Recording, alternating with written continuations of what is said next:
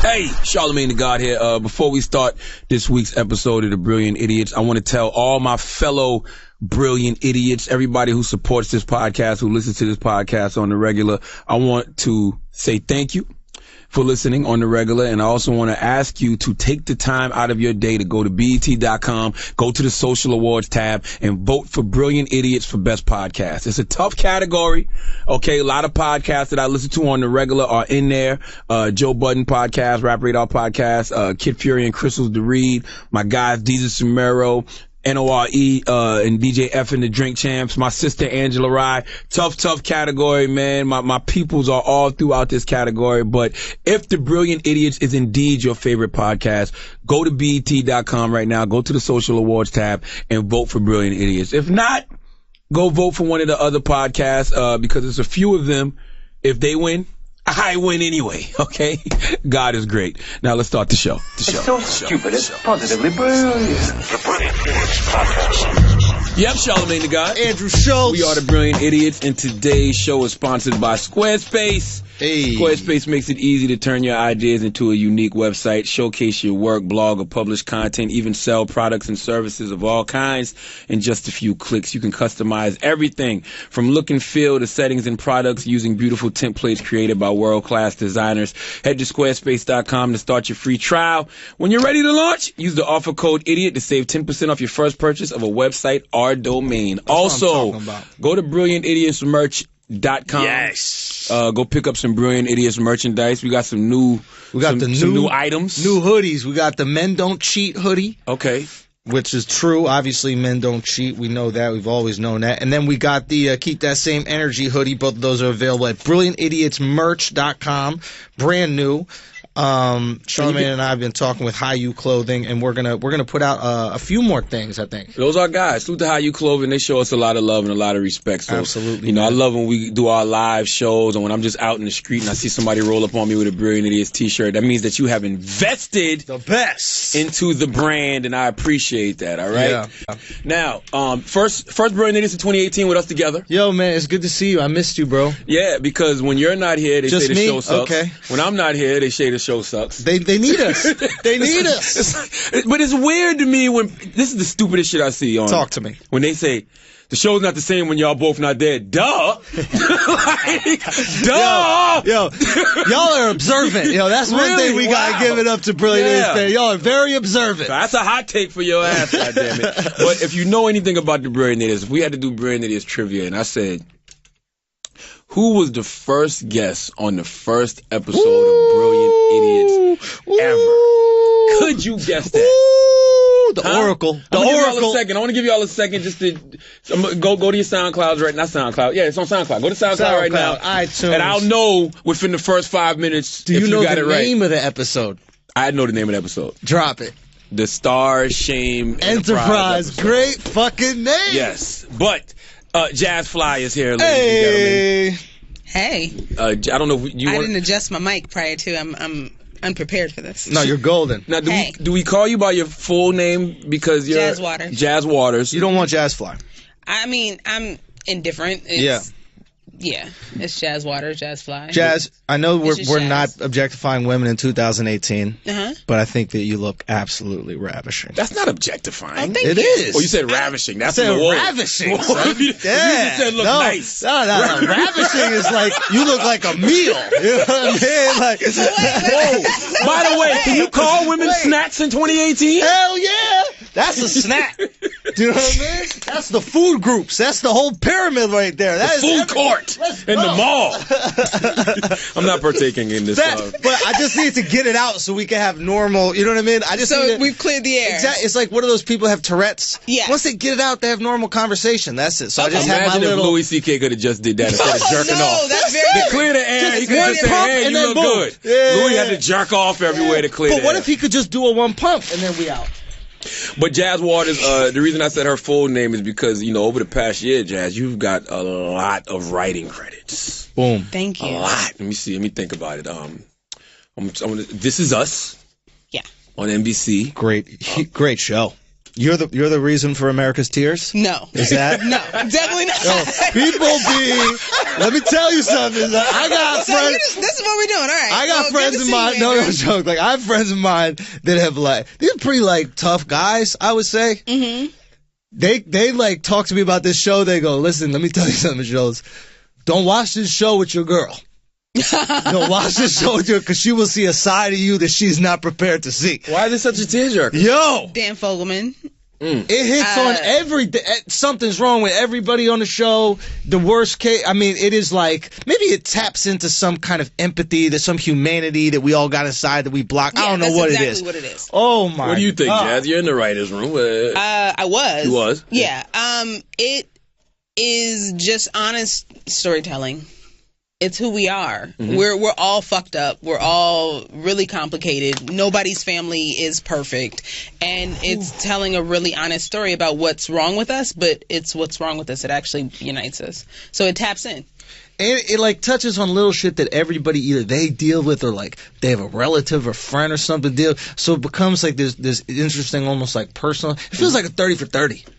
Ever watch the ESPN That's a dope comparison. Yeah, because every 30 for 30, I don't care what it's about, I'm crying. It could be about Ric Flair banging 20,000 women, and by the end of it, I'm like, damn, this guy. 30 for 30 is about people. The lens is just sports, but and that's the beauty of like if you capture a lens. If you get the right lens, you could tell a story about anything. Exactly. Like, you got men getting emotional watching these stories. Dan Fogelman. Dude. But that's always been the best art, right? The best art comes from a real place, right? Or it's based off real events. I mean, we were crying in the writer's room. It's you spill your guts. You tell your stories, and then they find their way on screen. That's why they'll never get a Tupac movie right. Why? Because Tupac's real life was better than anything that you could actually put on paper and have somebody script out and act. What you mean? Like, I've seen the Tupac, what was that documentary called where they used his voice Tupac to narrate Resurrection, himself? which I thought was actually really good. When you said that, Jazz Yeah. just cracked her knuckles. She was like, say what? Who can't crack I have no interest in a Tupac movie. But that doc was so good, I don't need anything else. Exactly. And I don't other thing is, you don't need anybody to play Tupac. No. Let him play himself. That's where you fuck up every time. I didn't think the FX OJ thing was as good as the doc, the 30 for 30. This is where I get off the train. I liked it, but it wasn't good. Two different stories. You think? Yes. What was the difference? Because the doc was about OJ. Mm-hmm. The FX People versus OJ was about the trial. The trial. Okay, got you. Yeah, so it's two very different stories. Whoa, maybe there's something to that. So if you're doing the story, if you're doing the scripted, you can't tell it about the man. You gotta hone in. You have to, if you're doing something scripted, you have to contain it. There has to be a beginning, middle, and end. It can't just be, this is everything. It's gotta be one story within the life of said person. Mm-hmm. Ooh, and that's why the Tupac shit fucks up, because they try and tell the entire story. They try to do the doc. It's like, listen, no, just give me one night. You can make 2 hours out of one night. The night he died. There's a movie. It. What is the beginning, middle, end of this night? Oh, or the rape night. Because it could have been about betrayal, because those are all his people. Absolutely. So here's my question. Why don't, and we've had this discussion about like Marvel films and stuff like this, why is it that the people that are in power don't understand these things? Why do these same mistakes they're not creative. be made? Yeah, it's show business. It's not, So these are just guys who are proficient with making money, but not with, maybe writing or understanding story or that kind of shit. So the guy who founded Marvel Studios, which I'm really blanking on his name, but blame it on fatigue and not respect. No, that's not the studio of it. When they decided they were going to start, I can't remember his name. But he told us basically what he did. He said, I'm going to lay out all of the superheroes that I personally love, and I'm going to take all of their films and I'm going to put them in genres. So Thor was a dark comedy. Deadpool. We spoke about this on Westeros. Logan is a Western. Logan is Man on Fire with Wolverine. Hot. Yes. What they took, and they took the characters out of their world and put them in genres, and now we have these films. Okay. So it all comes down to storytelling. It's, can you tell a story? Can you make it engaging? Can you touch people? Can you hone in? What's it called? What's that movie? Deadpool? Yeah. Deadpool is like... It's a dark comedy. Yeah, it's like Superbad. It could have been a Kevin Smith movie. Yeah. Not Mall Cop. What was the one about the... Chasing Amy. All those. All those. But isn't there this thing where it's only like 4 genres of films? Like there's only 4 they do. Like they do westerns, they do comedies. I forgot. Yeah, it's the whole idea that there's really, you could tell a story in, I think it's 6 different ways. 6 different ways. I think. I don't know. Part of me almost doesn't want to share this with people. I think we should, but like, Are you gay? Are you coming out? I like cocks. All over me. That's a dark comedy. Depends the color of the cock. So, I always want someone to come out. So I'm excited. No, but like, you ever see that like YouTube video? It's like these kind of musical comedians that show how every pop song has the same 3 chords. Mm-hmm. So there's something to be said about that with story writing, right? Like, and most of us just go, myself included, go into a movie and we watch Star Wars. We're like, oh, this is such a fun movie to watch, without realizing that there is like a structure to the hero's journey or whatever, these types of things. And I worry that if I know it too well, it will affect the way I indulge in movies. And welcome to my world. Oh, that's all day. That's jazz all day. And that's why I'm interested in having you here. And 600 BC, a ancient Chinese warrior at the end of a battle stumbles onto the Great Wall of China, and he climbs his way up and he sits there and he contemplates life and what his journey was for and what he just fought for and all the soldiers that he killed. And then, at his very last moment, he said, I got it wrong. And he fell off onto the ground, and he cracked open. That's Humpty Dumpty. Humpty Dumpty, yo. I was thinking the same thing. That's crazy. Like, you can tell anything in any way as long as you know what the story is. But does it... Okay, here's my question to you. Knowing The Matrix, right? Does it affect... you, when you're watching the movie, do you go, oh, I know it's happening now. I see this coming.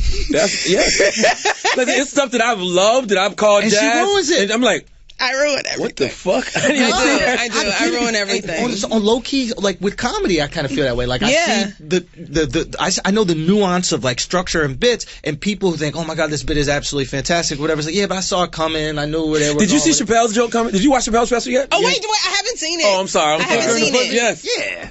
You saw it coming? Come on, tell the truth, I can't. I haven't seen it. That shit was funny as fuck. It was hilarious. Hilarious. But like, I knew where it was going. Yeah.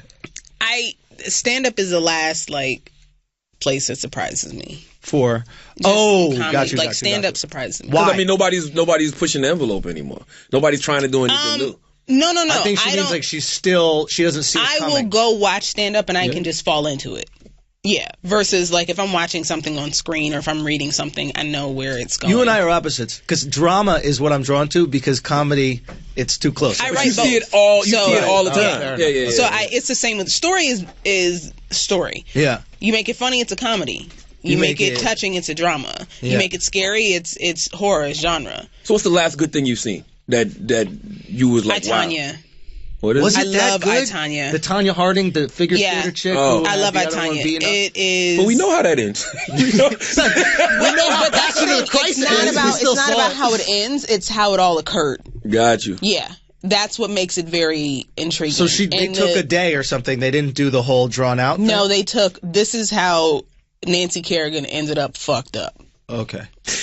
Yeah. With that said, is there anything fictional that somebody can create to intrigue people anymore? Real life is better than fiction. That's what I'm saying. Real life is far more intriguing. Yo, you know who? Duck Dynasty changed the game, yo. Why you say that? So I had a conversation with the people at A&E about Duck Dynasty. Mm-hmm.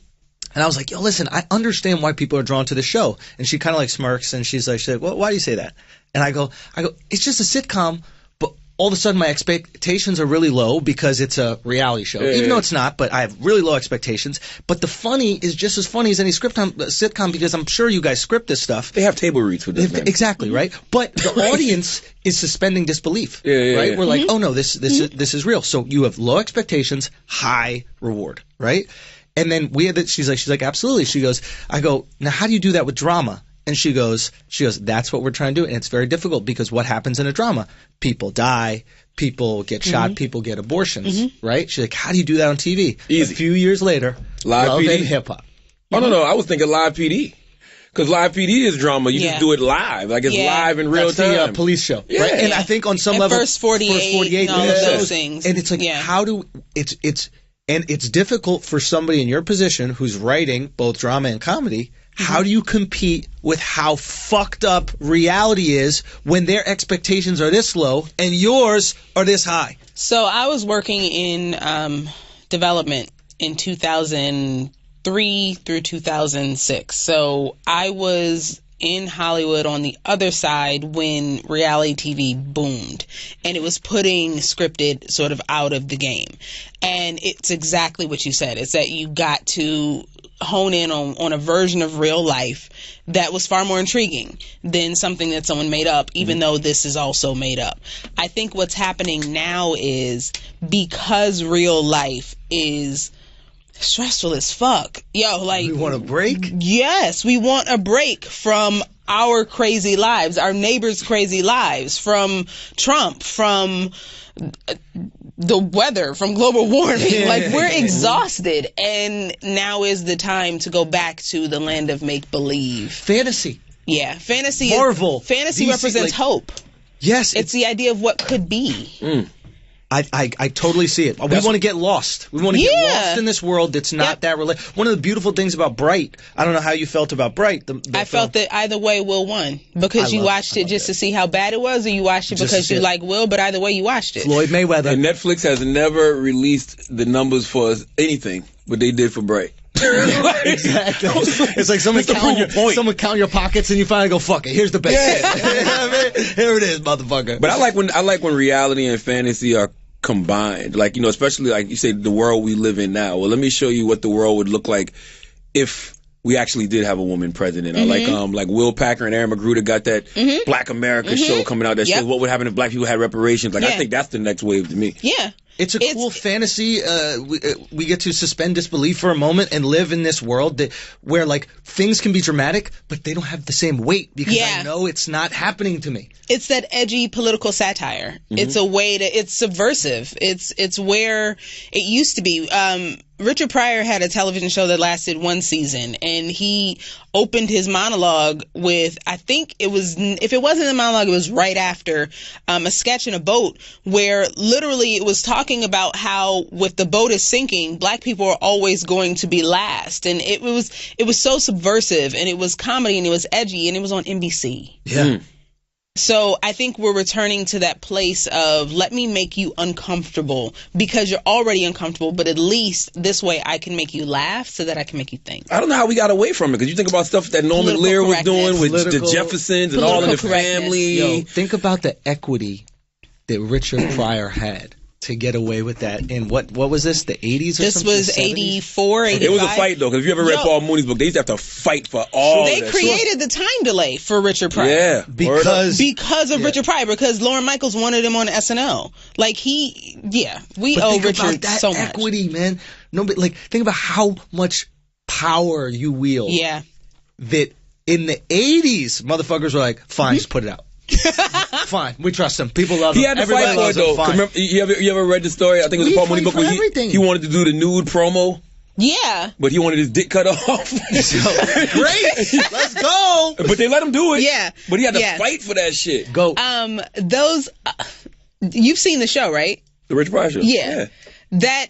All of that is what I think, like, when I saw that press release, that's what I was thinking of the Aaron and Will thing. Like, Aaron McGruder is that guy who can do it, and Will has that platform, and it's like, I want to go back to that. Let's make people uncomfortable. Bro, the Boondocks is the greatest show that nobody puts in their top 3 for whatever reason. The first 3 seasons of the Boondocks are some of the best television. I don't give a fuck if it's animated or not. And he pushed the envelope. Like last night, I was looking for Boondocks on Netflix, but it's not on there anymore. So I could let my daughter watch the Martin Luther King episode. Honestly, like how would King react if he was alive right now? Because it's just that good. So, question: is it able to push the envelope that much because not that many eyes are on it? I think it's because it was a cartoon. Well, I think cartoon definitely has to play with it, but if it's the marquee cartoon that everybody's talking about, and then they start pushing shit, now you get Twitter complaining, now you get Instagram complaining, now you get the blogs talking about it. But if nobody's talking about it, there is a freedom. Boondocks was a little before Twitter, and it started with mad hype. Yeah, because it came from a comic book. That was actually, I remember. I would look at it was the strip, right? It was a comic strip. Yeah. The cartoon of it helped it, and I think it also contained it because just from a production standpoint, when you're dealing with, first of all, anything with kids, real life kids, you got to season before they look different. And then you have to tell different stories. That's true. Versus if it's a cartoon, your actors are stationary and you can continue to tell the same stories. The flip side to that is that they're not growing. So even if the point of view changes, the show will start to feel a little bit of stasis because the actors themselves don't change. They look the exact same. One of the greatest things to do is to pick a series you love and go back and watch the pilot and watch it all the way through, and you see how the show changes with the world and the time and how the actors dress different and fashion changes and music changes. Well, a cartoon, The Simpsons has been the same since the beginning. And so when you sign up if you're still watching The Simpsons, you are eating the same meal on purpose. You know what you're going to get. The only difference are the jokes. So I think that it helped it, but it also sort of contained it. Yeah, because I want Bart to get some pussy. I mean, but Bart's in 4th grade. That's what I'm saying. Like, let Bart grow up to get some pussy. Like, I like when they show Bart as an adult and he got a family now. Like, I feel like he deserves that. Yeah, but that, you know what it is? You can't tell me they wouldn't have loved Bart by high school. Bad boy, you know what I'm saying? Skateboard, graffiti. You know what I'm saying? He'd had a rap career by high school. You can't tell me they wouldn't have loved Bart by high school, man. True. Bart would have had the hoes. I didn't mean to say hoes. I'm trying But maybe there is a funny flash forward episode with The Simpsons. They did one. Oh, they did one. Okay. I mean, they've done everything The Simpsons. I feel like, I don't know. It is interesting to look at cartoon. We always talk about Brilliant Idiots doing a cartoon with it because we're going to do it. We're going to do it eventually. I don't know when we're going to do it. But it's one of those things where I think Charlamagne pointed this out really well. Is like we have quite edgy content, right? And it's one of those things when you see it acted out as people, all of a sudden it's like, oh my God, is that really happening? Yeah. But there's something about having 4 fingers and being a cartoon that makes it not as sexist, not as homophobic, not as racist, not as anything, right? There's something that makes it a cartoon, literally cartoonish. If Peter Griffin says something offensive, you gonna take that up with Peter Griffin? Yes, I'm protesting Peter Griffin. Who are you from? Right, where you put a whole design outside his Cartoon Network? And This Is Us. You wrote on the breaks. Yeah, which you were on. Thank you. I did an episode of the breaks. James Davis show. Yeah, Comedy Central. Adjacent. I feel like I'm missing one. Kidding, which I'm on now. Kidding with it's Jim Carrey's new show. Have you met Jim? Carrey got a new show? I have. Yeah, he came into the writer's room. You think Jim's gonna kill himself? No. Jim is. I wouldn't be surprised if he killed himself. No, I hate. I say that, hoping to God he does not. Why do you think he's gonna kill himself? I think that he's. I'm getting mad snippets. awkward, by the way. Just to let you know. But, I'm just saying, like, I've just been seeing snippets of these things, and he seems to be at a place in his life where he's trying to justify his unhappiness, and he's searching for happiness, and he can't find it. And then he's doing this thing that I've seen a lot of people do, which is, if I can't be happy, what I'll do is I'll take away the meaning of life. There is no meaning of life. If I can't be happy, well, then life is unimportant. We're just a collection of molecules and nothing happens and then we die, etc. And once you stop adding even a fake meaning to life, life becomes less valuable. And it's just a tragic kind of situation. That's why I love perspective. I think Jim is the smartest motherfucker moving, and I think I hate the word woke. I can't stand it because some of you woke motherfuckers just too tired. Y'all need to sleep. Exactly. But I feel like he's aware of what's really going on in the world, and I think it's driving him crazy. Not driving him crazy like psychologically, but just the fact that y'all don't see what I see. I think he's very Didn't his girl commit suicide or some shit like that? And blame him? All the headlines are the headlines. You can Google that. Yeah. I will say this. Jim came into our writer's room and was there for the day and bled on the table for us. And it was really fascinating. What I've learned about life is that it is all about perspective. Perspective is the only superpower. And from what looks like a tornado from the outside is still in the middle. And I think Jim is going through a period of transformation, and one person's breakdown is another person's breakthrough. And I think we're seeing it happen in real time. And I think he's sharing what he's learning. Yeah. And it's great for us because we get to use that because he's bleeding openly for us. So I think, to what you were saying though about taking away the meaning of life, I think that, to learn something new, you do have to let go of the old. You have to, you do have to take that away. Shed the skin. Yeah. Yep. And so, just because someone is somewhere else on that journey doesn't make them wrong. That doesn't mean that they're doing something that they shouldn't be doing, and that doesn't mean that you're wrong. It just means that they're somewhere else. But isn't that the world we live in, though? Yeah. Like I saw it with Chappelle too. Yep. When they were going through their transformational period, like, oh, he's crazy. Absolutely. The first thing, when someone doesn't understand what you're doing, the first thing they do is say you're crazy. Sure. Yeah. I'm not saying he's crazy though. I think he's like completely cognizant of aware of what's going on. I just think that he's been very vocal about battling depression and dealing with these types of issues. And as a comedian, I understand where this is coming from, right? Like you have a void and you want to fill it, and he's filled it his whole life. And maybe now he sees his career, going in a different direction, and he's not on stage filling that void, and he paints a lot, though. I thought about that. It's funny because I literally having a conversation about Jim Carrey last week with Arian Foster because he loves Jim Carrey, and I was like, yo. I see these streams of consciousness come from Jim from time to time, but I'm like, what he needs an outlet. Like what art is he putting out? Showtime. That's what it is. And then he put me on the Jim paintings. Yeah.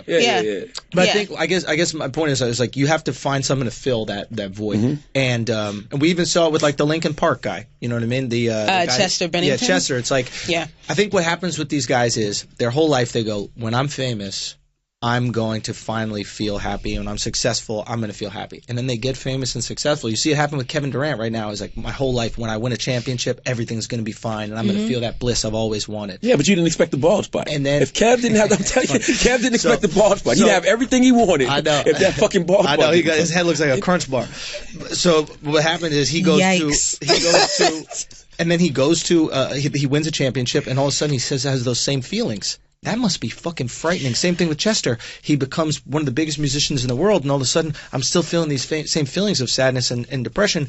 And I think maybe Jim has realized that, and he's going a different route. He's like, okay, how can I tackle this?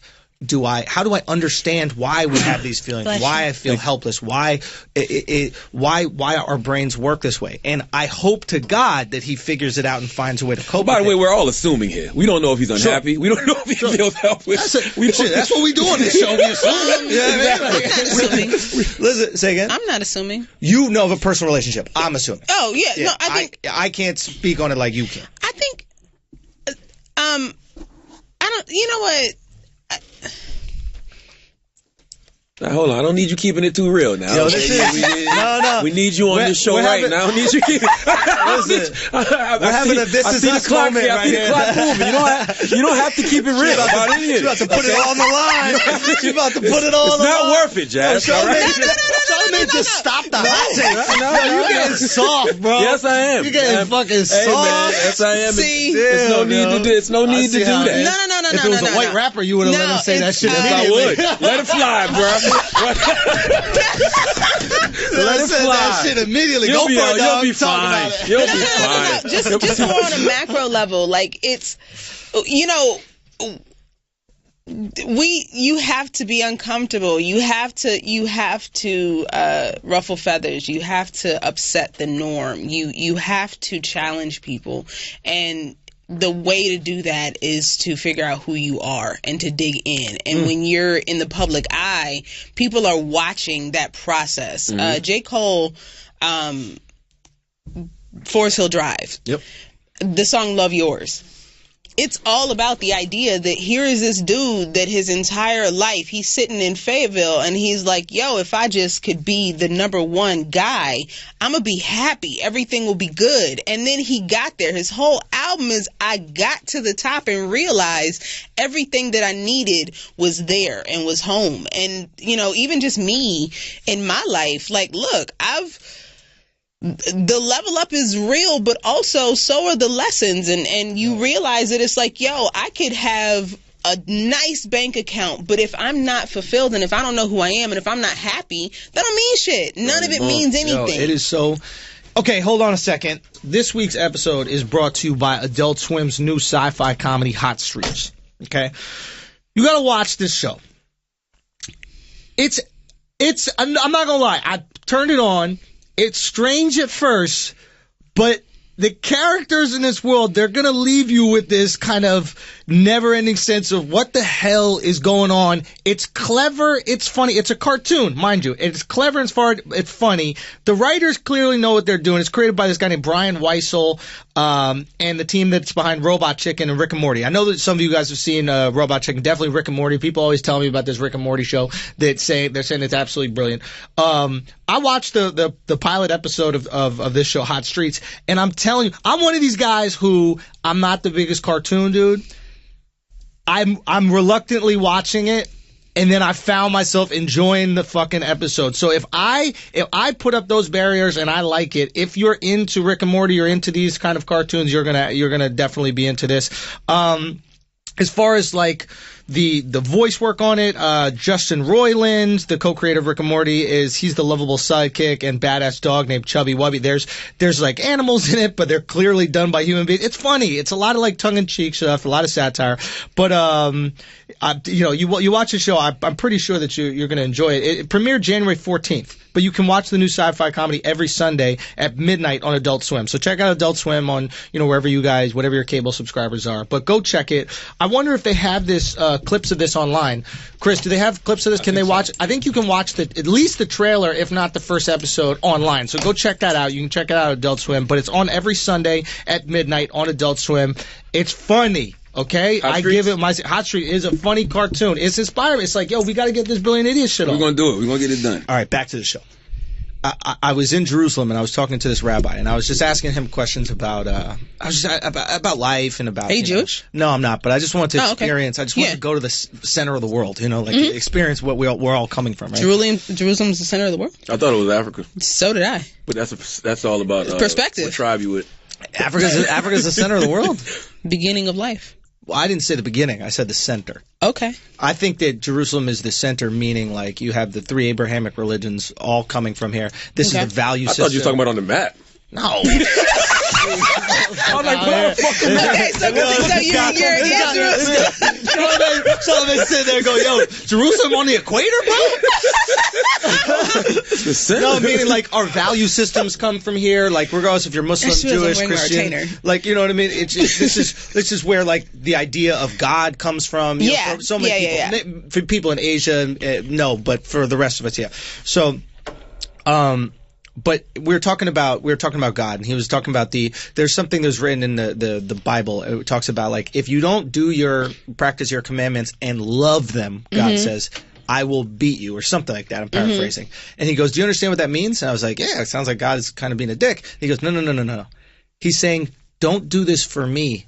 Don't do favors for me. I'm fucking God. I don't need your human favors. I'm giving you this so you feel happy. And I was thinking the other day as I'm reading this book about Titans, and all these billionaire guys have the same fucking daily routine. They believe in this daily routine. And they all have very similar things in their daily routine. And I've always resented daily routines because I felt imprisoned by them, right? I was like, I have to go to the gym. I have to do these things. Habits can be the death of you. Right. So, but then I realized, and then after that conversation with that rabbi, I flipped everything.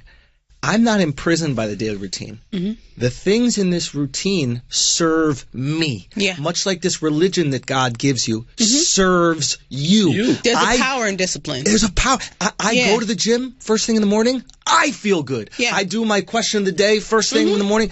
I automatically meditation, prayer, all of that. Gratitude exercises. It's grounding. Yes. Yeah, God don't need your tithes and offerings. He's God, son. Yeah. It's like offering Bill Gates some money because he made Microsoft. Yeah. He's good. So I think there's something to that. This idea of like we said, perspective, but doing these things because they serve you. I mean, it's like I text you about the globes, and it was like, realizing, I have to do something else. There's something like it's time. It's where you spend your energy, and when you are aligned with who you are, and trust me, it's not continuous, but when you are following your inner compass and you know who you are and you know what you're supposed to be doing, there's a deeper meaning, and you find joy in even the small things. And then the things that are distracting and not of you can be entertaining in spurts, and then they can just be distractions that you're like, yeah, I'm good. You speaking about the Golden Globes because you were going to attend the Globes. Yeah, we were nominated. Yeah. But you was like, I don't need to be here because you should be focusing on something. I'm on script for Kidding, and so I needed to focus, and like this is, to date, the most important script of my career right now. And so I needed to, and I knew if I was in LA and I was, I'd get caught up in all of that. And that's not where I was. And I needed to follow my compass. And so I left, I bounced, and I was writing my episode, and it clicked in that moment that someone asked if I had FOMO. And yeah. Mm-hmm. And I was like, no. But that no was for me. And I understood the idea that, I'm doing exactly what I'm supposed to be doing.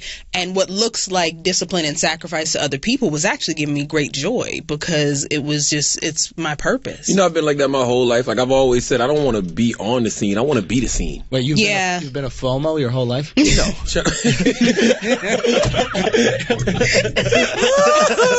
Homosexual. Listen. Fear of missing out on this dick. Dick talk. But I've always felt like I don't want to be on the scene. I want to be the scene. Yes. Yeah. Like if you see me at some industry shit, it's because I really want to be there. Yep. Yeah. You're going to see me at a Black Panther premiere. Yeah. All right? Yeah. Only because I'm going out the country that weekend.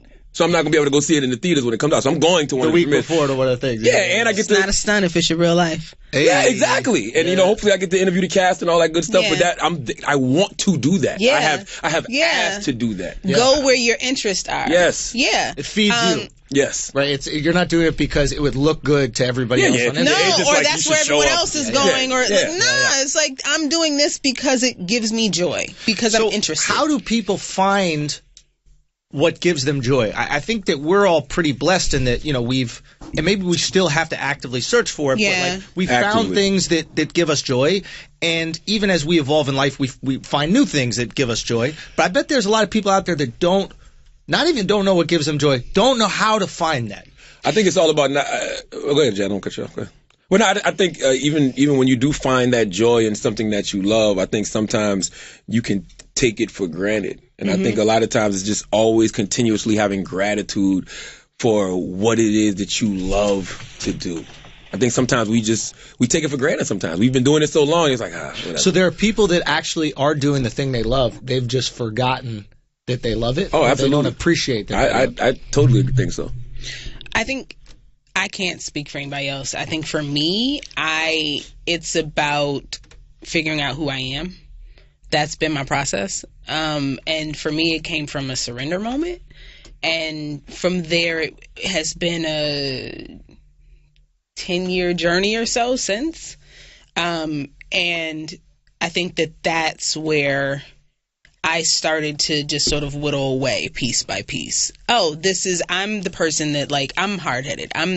They told me for years, don't touch the iron. And then when I was 4, I walked up to the iron and just laid my hand on it and got 3-degree burns. Like, I'm that person. So I'm the person that, like, I need to figure out what I'm not in order to figure out who I am. And that's been a journey for me. But at the end of that was joy. So seek self. Mm-hmm. And when you understand self, you understand what you want to do. The whole world and moves for you. Do. It's a cheat code. Like, it really does. The world changes and it opens up because you present everything is energy. Every single thing is energy. And when your energy is aligned with who you are and what you're supposed to be doing, and you're tapped in the alchemists, they call it the soul of the world. But when you are genuinely on your path, things move. I before totally you get agree. there. I just feel like self constantly changes. Yes. Yeah. And I think that we have to be okay with it. Yes. Yeah. Like, I think we as human beings don't realize that who we think we are constantly changes. And if you're just holding on to what you're comfortable being, you're not doing yourself no favors. You're actually doing yourself a disservice. And depending on how successful you get, and that's how you end up with people who are doing what they love, but you get trapped by it. I know people who are world renowned and have made millions of dollars, and they're miserable because they're trapped by what they built. You know, it's what was protection can become a cage, and you can't then. You see this often with actors who like play an iconic role and then all of a sudden become that role. Urkel! Did y'all see Top 5? Urkel, fucking J.J. Walker. Yeah. Yo, JJ. No, think about JJ. What about Ari Piven? Or what Jeremy Piven. Jeremy Piven Ari Gold. Ari Gold. Like he's Andrew Dice Clay. I'm very cognizant about that. I saw Jaleel White on the plane. And literally started to yell out, Urkel! But I just knew that would be disrespectful, just to him as a man. Like, nigga, that was 20 years ago. Like, you know what I mean? Did you see Top 5? Yeah. Chris Rock's movie. That's the whole running joke. Hand me the bear. You know, it's like once you become known, that is what the world wants of you, but that doesn't mean that's who you are. But some of these people fall into it because it's easier. It's almost like a girl who does like that stupid voice that come, you know, how like, hi, I'd like to, hey, that like vocal fry thing that young girls do, right? I feel like they are going. I think you talk to more young girls than I do. That's a fact. You're going to learn the hard way. All right. Time's up on you old hoe. Andrew, sorry.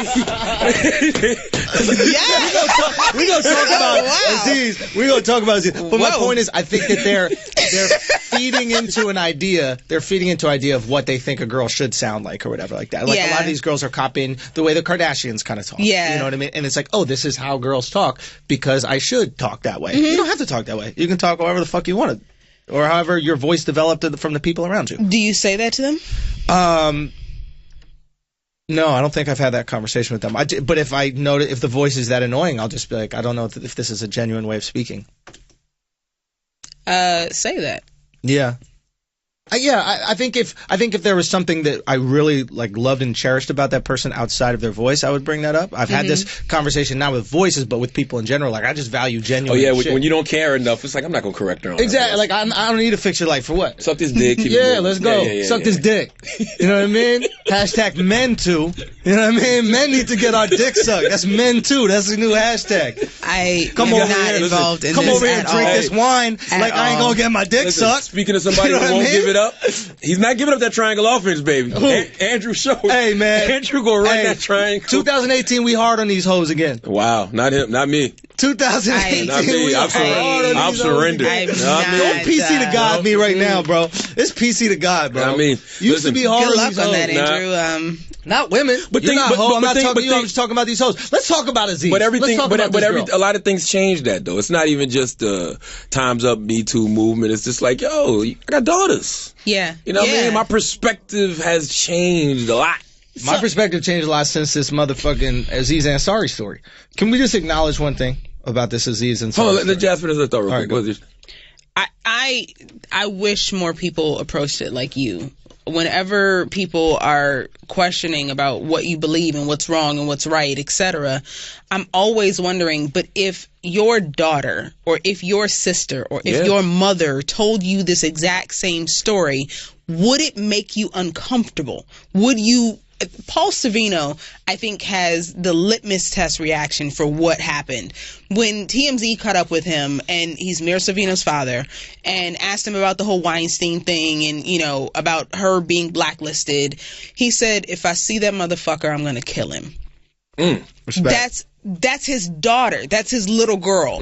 So, you know, every time that dudes are like, oh, this is bullshit and I don't believe her. If your sister, if your daughter, if your mother came to you and told you that exact same story that happened to them, is there a part of you in your gut that's going to say, yo, I want to kill that motherfucker? If it is, then show that same humanity to that same woman. If my daughter sucked a dude's dick and then said he wasn't picking up on my cues that I wasn't interested, I'd be like, bitch, you got to figure your cues out. Because you don't have a daughter. Because there's something about me being a man. I don't know about you, but there's something about me being a man. When a girl's giving me head, I know this might be crazy, but in that moment, I kind of feel like she wants to hook up.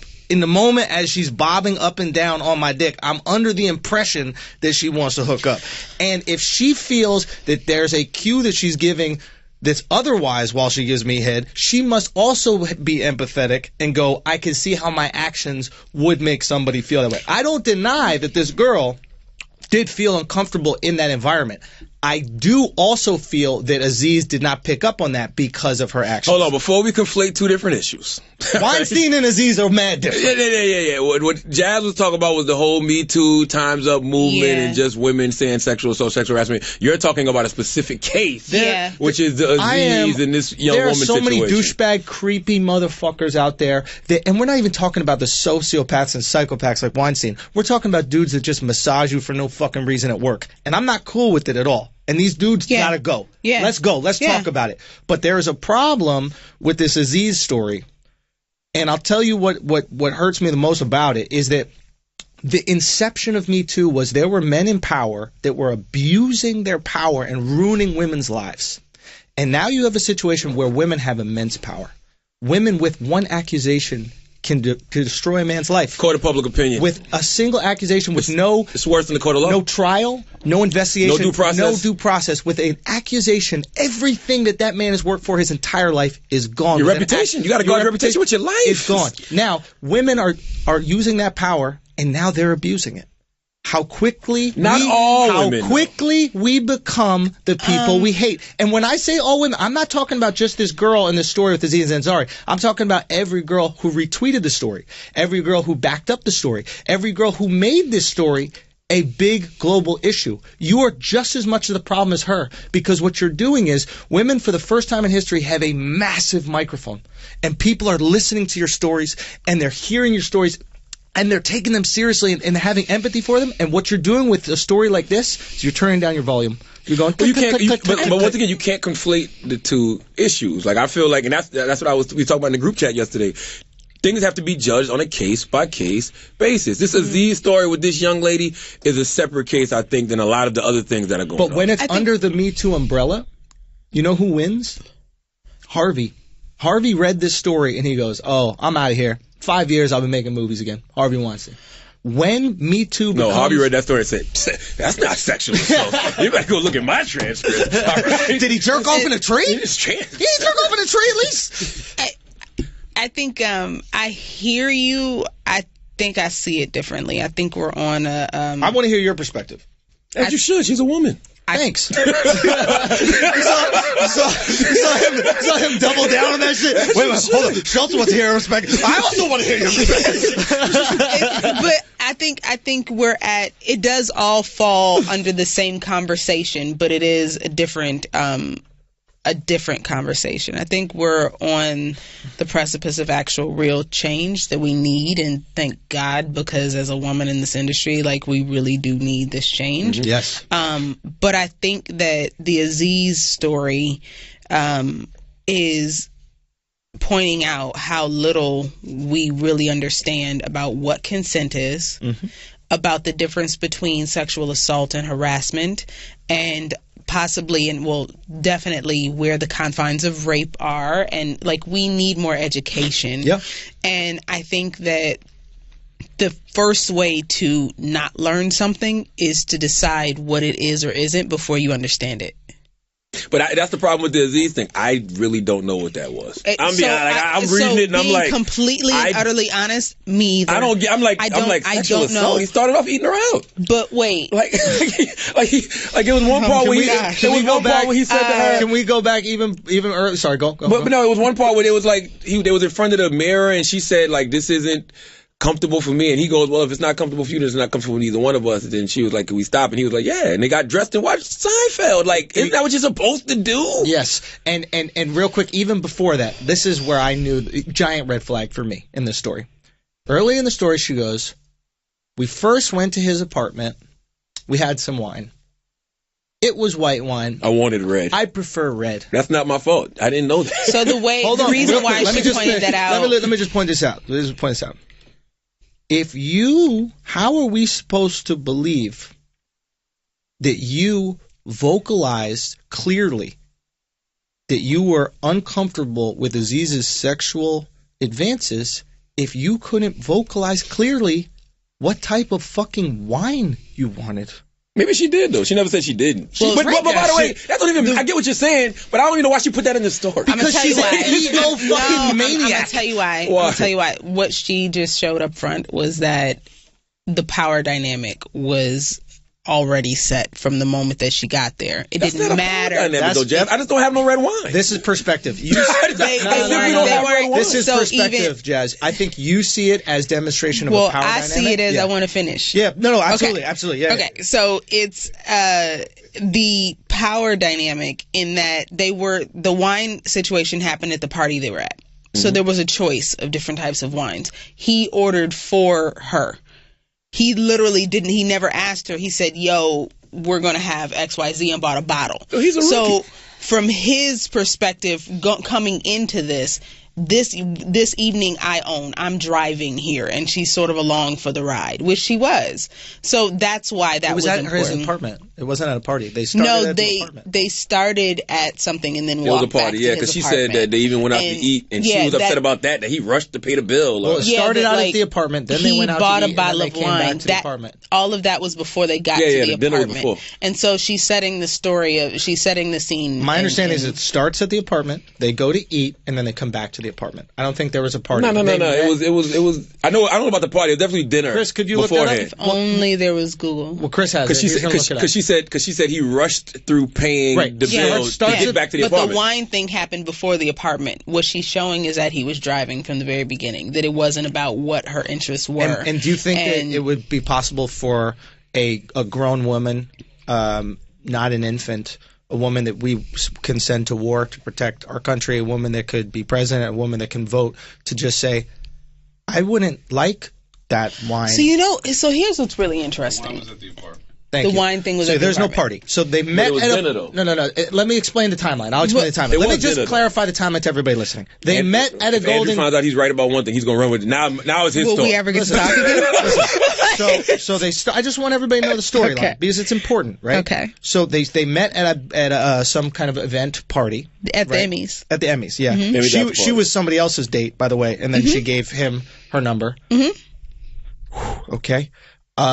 Then he texts her. They meet up at his apartment the night of the date. They have a glass of wine there. Then they go from his apartment to this restaurant. Is that true? Yes. So they went to the apartment, did not to eat? How many times I gotta say it? Where did he buy a bottle of wine? At the restaurant as well. There was an existing bottle of wine at the apartment, and there was another bottle of wine at the restaurant. Why didn't he just order Uber Eats? Why would you leave the apartment? I'm serious. Like, all jokes aside, like this is why it makes. I'm like, what? Why would you? That's the part that you're hung up. That's when you're like, what the fuck are you doing, Aziz? This whole story is really about this girl's ego. This girl thought because she and Aziz Ansari both had the same fucking camera that meant she was going to be Aziz's boyfriend or girlfriend. She thought that they were going to be she thought that she was going to be in a relationship with one of the most famous and successful men on the planet because they had a fucking Pentax in common. Okay? She was halfway right. Then she found out that she was just a fuck for the night midway through the meal when he asked for the check and there was still shit on her plate. And in that point in time... So he fucked her, then took her out to eat? Son, I'm not going to tell the story again. I didn't hear that I ain't part. gonna tell you said it they was at the apartment. So Starts at the apartment. This is a classic guy move. Get you comfortable with my apartment early so I can bring you back there, and it's not an uncomfortable environment for me. You've already been there. This is so 101. You fucked her there. No, he didn't fuck her. He just brought her there. Okay, so all right, okay. Brings her there, has a glass of wine. Boom. I know dating is foreign for you. Yes, it is. Let me explain. In my day, you would get the meal first, then go get some pussy. Hey, listen, if you try to eat, I need my dick sucked minimum. I need some return on investment. I'm like, what? Okay. No, so he starts at the apartment, has a glass of wine, then goes out to dinner, takes her out to dinner. They also have wine at dinner. Okay. They don't finish the bottle of wine, and he orders the check to get back to the crib. At this moment in time, Shorty realizes, oh, he's just going to fuck me. And like she says in the article, he's just like every other guy, right? Which is a telltale sign, by the way. About when a woman says that, first of all, don't lump me in with all the other guys you've dealt with, because I don't know what these other guys have done with you. They're also bored by you and want to get done with this dinner. Listen, if you're a boring person, you're at dinner and you're boring somebody, let's get the check. Let me go get some head. Let me just, because I don't want to. I don't agree with you, and I want to be really clear that I don't agree with you. I think I will say from jump, I don't really know what to classify the Aziz thing as. I don't.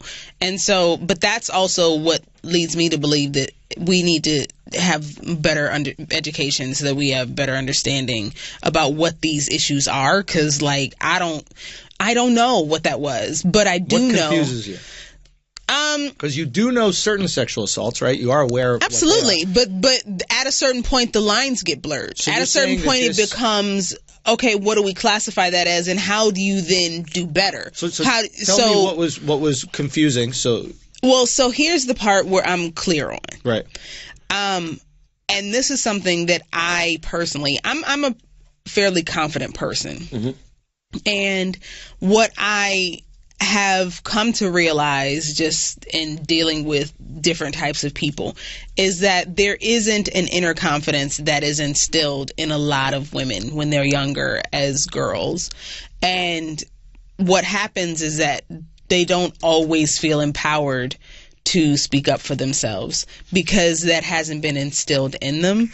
And so there really genuinely are people, and also this is true for some men as well, but I think the dynamic is different when you're dealing with a man and a woman, that she may not necessarily feel empowered to say, no, I don't want to do this, stop.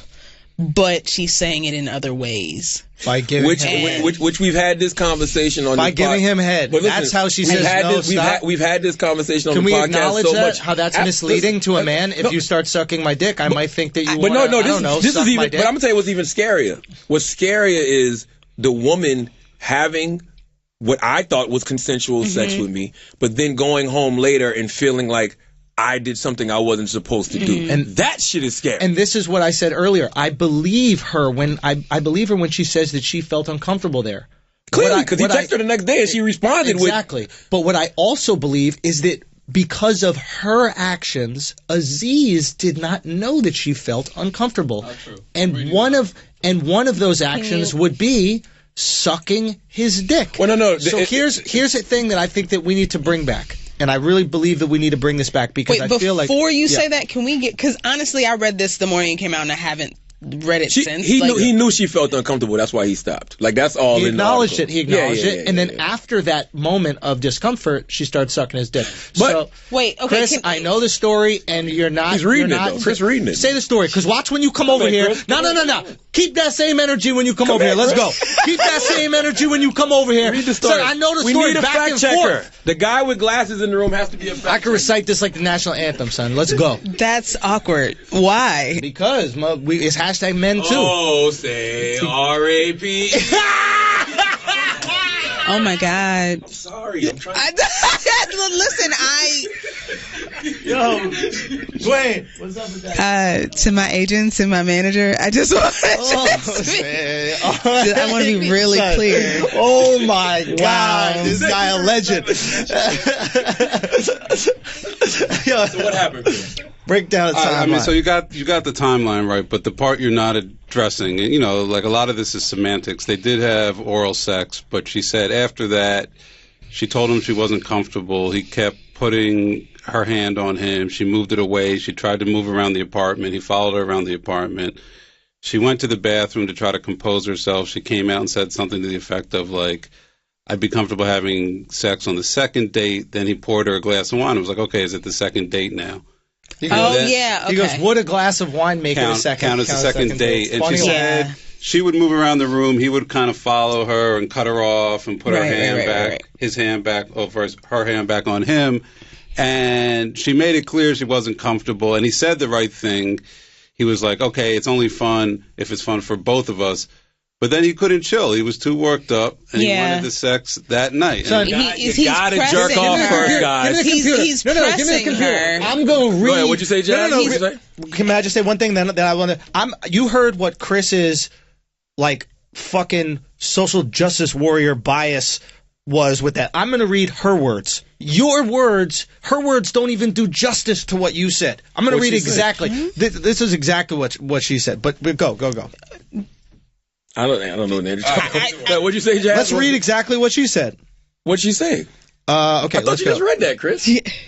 I think it's a different The moral of the accent. story is, I'm going to tell you what my dad used to tell me. A man with a hard penis is a hard man to stop. You got to jerk off sometimes, fellas. Jerk off beforehand so you're thinking with a level head. I think it sounds really like he was pressing her. And I don't know this young woman, but I know that even I've been in situations where I'm like, yo, you got to back up. But, telling someone, yo, you have to back up is only as... it's only going to work if you have that power to back that person up. And it doesn't sound like she did. And that's again, if this is your daughter telling you that story, if this is your sister telling you that story, it's uncomfortable. And she has a right to feel uncomfortable. And I'm not saying that, as a guy, you guys don't have a right to also feel uncomfortable right now and unsure of what's happening and what you can and cannot do. But I do know that you can't lead with, oh, that person's wrong. Oh, that girl is lying, or that is not a real issue, or that's not really happening. I agree with you, but people have to stop. People have to stop leading with, now Aziz is a creep, Aziz a rapist, Aziz is a sexual assaulter. It is happening. That's the fucking thing of the article. Absolutely. Listen, so real quick, why can't we say, after looking at this and analyzing this and thinking objectively about this, we think that the way that she is demonstrating sexual assault in this story isn't accurate. Why can't we make an educated decision on it? Why can we only doing this in a vacuum? Why can we only make an educated decision for sexual assault and not against it? I never said that. I never said that at all. What I'm saying here is that the lines are it's not always clear cut. And even the fact that we have been talking about this one issue for 10, 15 minutes now, it shows how dynamic it is and how complicated it is. And I think we're in that point where if we genuinely want to see change, there are things in there that both of those people could have done differently. But I think also in order to teach people how to do things differently, you have to understand how it went wrong. And we have to have dialogue for that. And I think that the moment you start with, oh no, this girl is only, I think The Atlantic called it revenge porn or something like that. Oh yeah, Caitlin Flanagan, great article. Or you say, Aziz did XYZ, you stop talking, and then you're just talking at one another. You're just yelling at one another. You know why we feel bad? You know why men feel bad about this situation?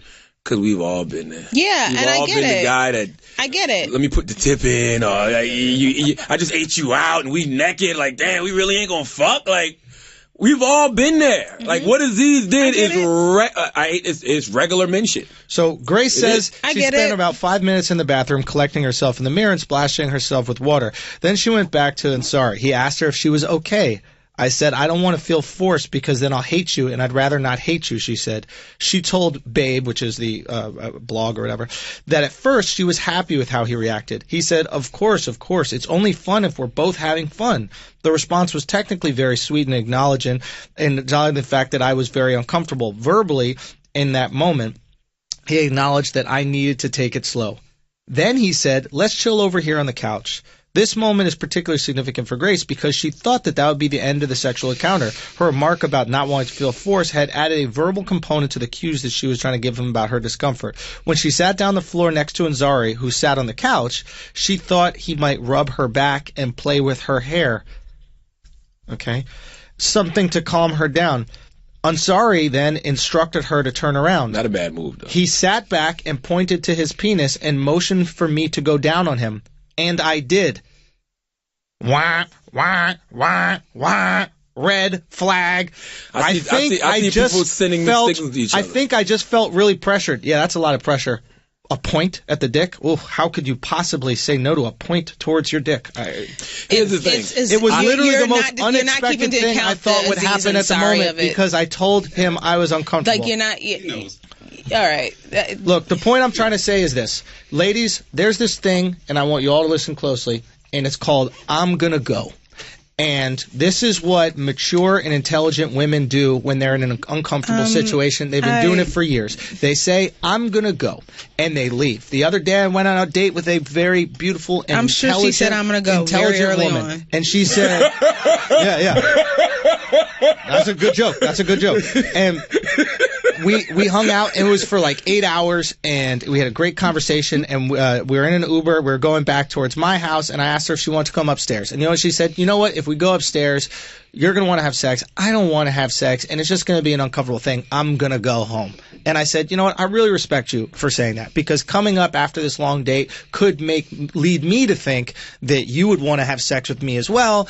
And I would probably, try to have sex until you said no, that you didn't. You just told her all of that? Actually, we had a great conversation about it. Matter of fact, I just hung out with her last night, and she came over and she said, hey, I'm coming over, but I don't want to have sex with you or anything. I just want to hang out. And I said, and I had the decision to say yes or no. I gave her a nonverbal cue and just hung up. Right. Oh my God! But I said absolutely. I said, hey, yeah, come over. That'd be fun. So, and we had a great conversation about this very topic. Matter of fact, but that's real though. But the boundary was set from the beginning. I'm coming over. You see what a mature, intelligent woman does. But did you accept that though? Did you, as a man, say, okay? Did you jerk off beforehand? I jerked off while she was there. No. No. So, Louis. This guy is crazy. So look, yikes, so comedians. Yikes. So comedian. Hello. So I guess the point I'm trying to say is I'm going to go is a powerful thing. And this is something that I want ladies to know. When you go to a restaurant, a waiter is going to come up to you in that restaurant. He's going to ask you if you like something to eat. And you can say in that restaurant, yeah, I'm still looking at the menu. I'm not ready just yet. And a few minutes later, he's going to come back and say, are you ready to order yet? You're like, no, I don't really want to order anything yet. And a few minutes later, you're going to come back and go, you want some food? Can I get you something? And you're going, no. As long as you're in the restaurant, he's going to ask you if you want something to eat. And if you don't want to be asked to eat something, leave the restaurant. Hit yourself with I'm going to go. Because being in the restaurant makes the waiter think that you might want some food. Listen, I understand everything Andrew's saying, but the reason I need to hear from Jazz is because that shit Andrew is saying is the shit that I grew up believing, but that's the shit that's getting men fucked up now. So how do we avoid that? Why is it not so easy for a woman to do that, Jazz? I think, well, one, it's also, why did you get dressed and come out of your house? Why did you say yes to this? What are your expectations? Mm-hmm. We're not taking into account the Aziz Ansari of it. And the reality is, she said from jump, she was, there's Aziz Ansari. She's already interested because he's Aziz.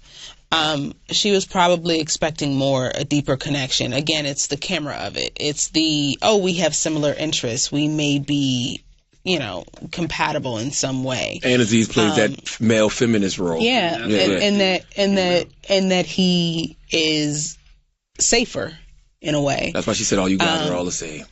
Yeah, that she had different expectations going into it. And I think that part of it played a lot into why she stayed in the room, because she was hoping that she could get back to that. Ooh. I'm not saying that that's right or wrong, but I'm saying that like it's about the expectation. That's probably what brought her out of her house and then brought her into his world, in that she was entrusting herself to him. And as he started to press her, it started to chip away at that trust, but I don't think that it broke it. She kept giving him the benefit of the doubt. And I think that that's where things get really, and again, I'm third, fourth person armchair quarterbacking it, because, you know, I don't know any more than what you, and I definitely don't know as much as you do about it. But, you know, it kind of seems like that's what it was. It was the expectation and the trust, because this is Aziz.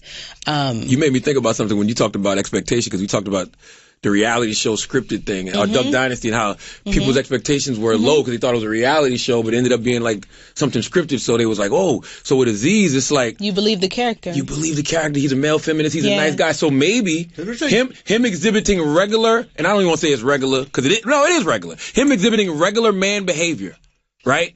Being a thirsty motherfucker who got this woman in his house and like, oh, I'm gonna keep trying to fuck, whatever.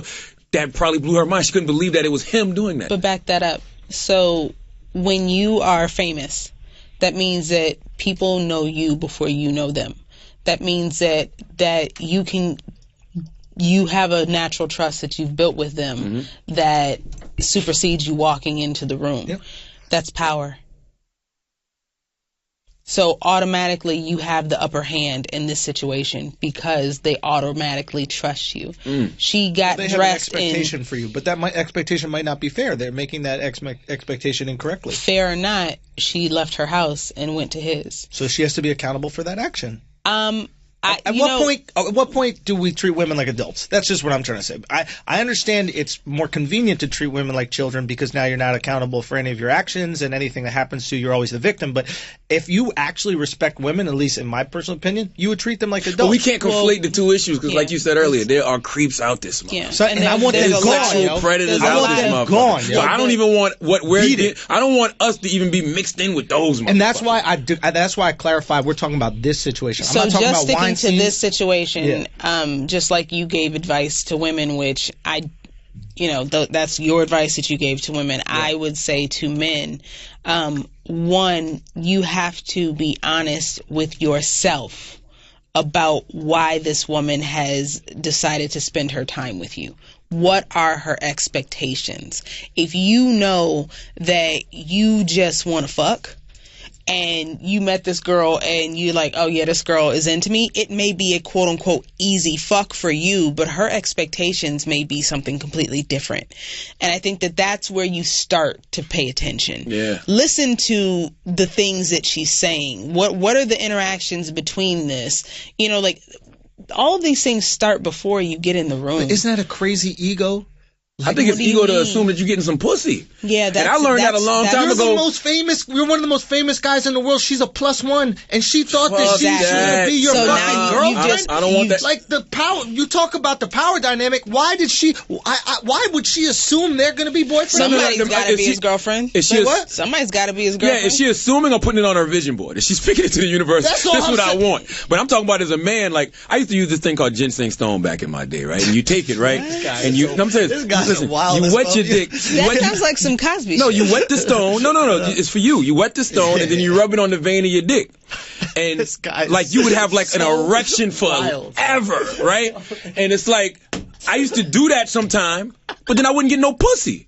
So that taught me the lesson of don't have any expectations. Because that shit when you don't get no pussy, that shit would burn. You'd be jacking off for mad long trying to get that motherfucking nut out. So I never assume I'm getting any pussy. I don't have any expectations. The 70s? When was this? Like what? Like the 90s? They didn't have concrete roads in Moncks Corner, South Carolina. It was still dirt roads. Y'all never heard of the ginseng on their dick. Y'all heard of the ginseng stone, man? No.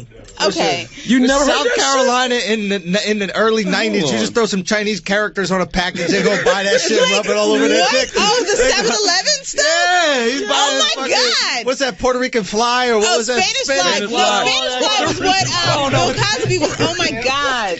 Puerto Rican oh my God. Listen, but all I'm saying is I don't have an expectation when it comes to women. Yo, it's girls out right now that'll tell you, they came to my room or whatever, and I fell asleep. I wasn't trying to fuck. I thought we were just talking. I'm the dumb dude that you be like, I want to come through. We gonna talk. All right, cool. And we talk. Yo, I had a girl tell me one time, I'm not coming over here no more because you don't want to have sex with me.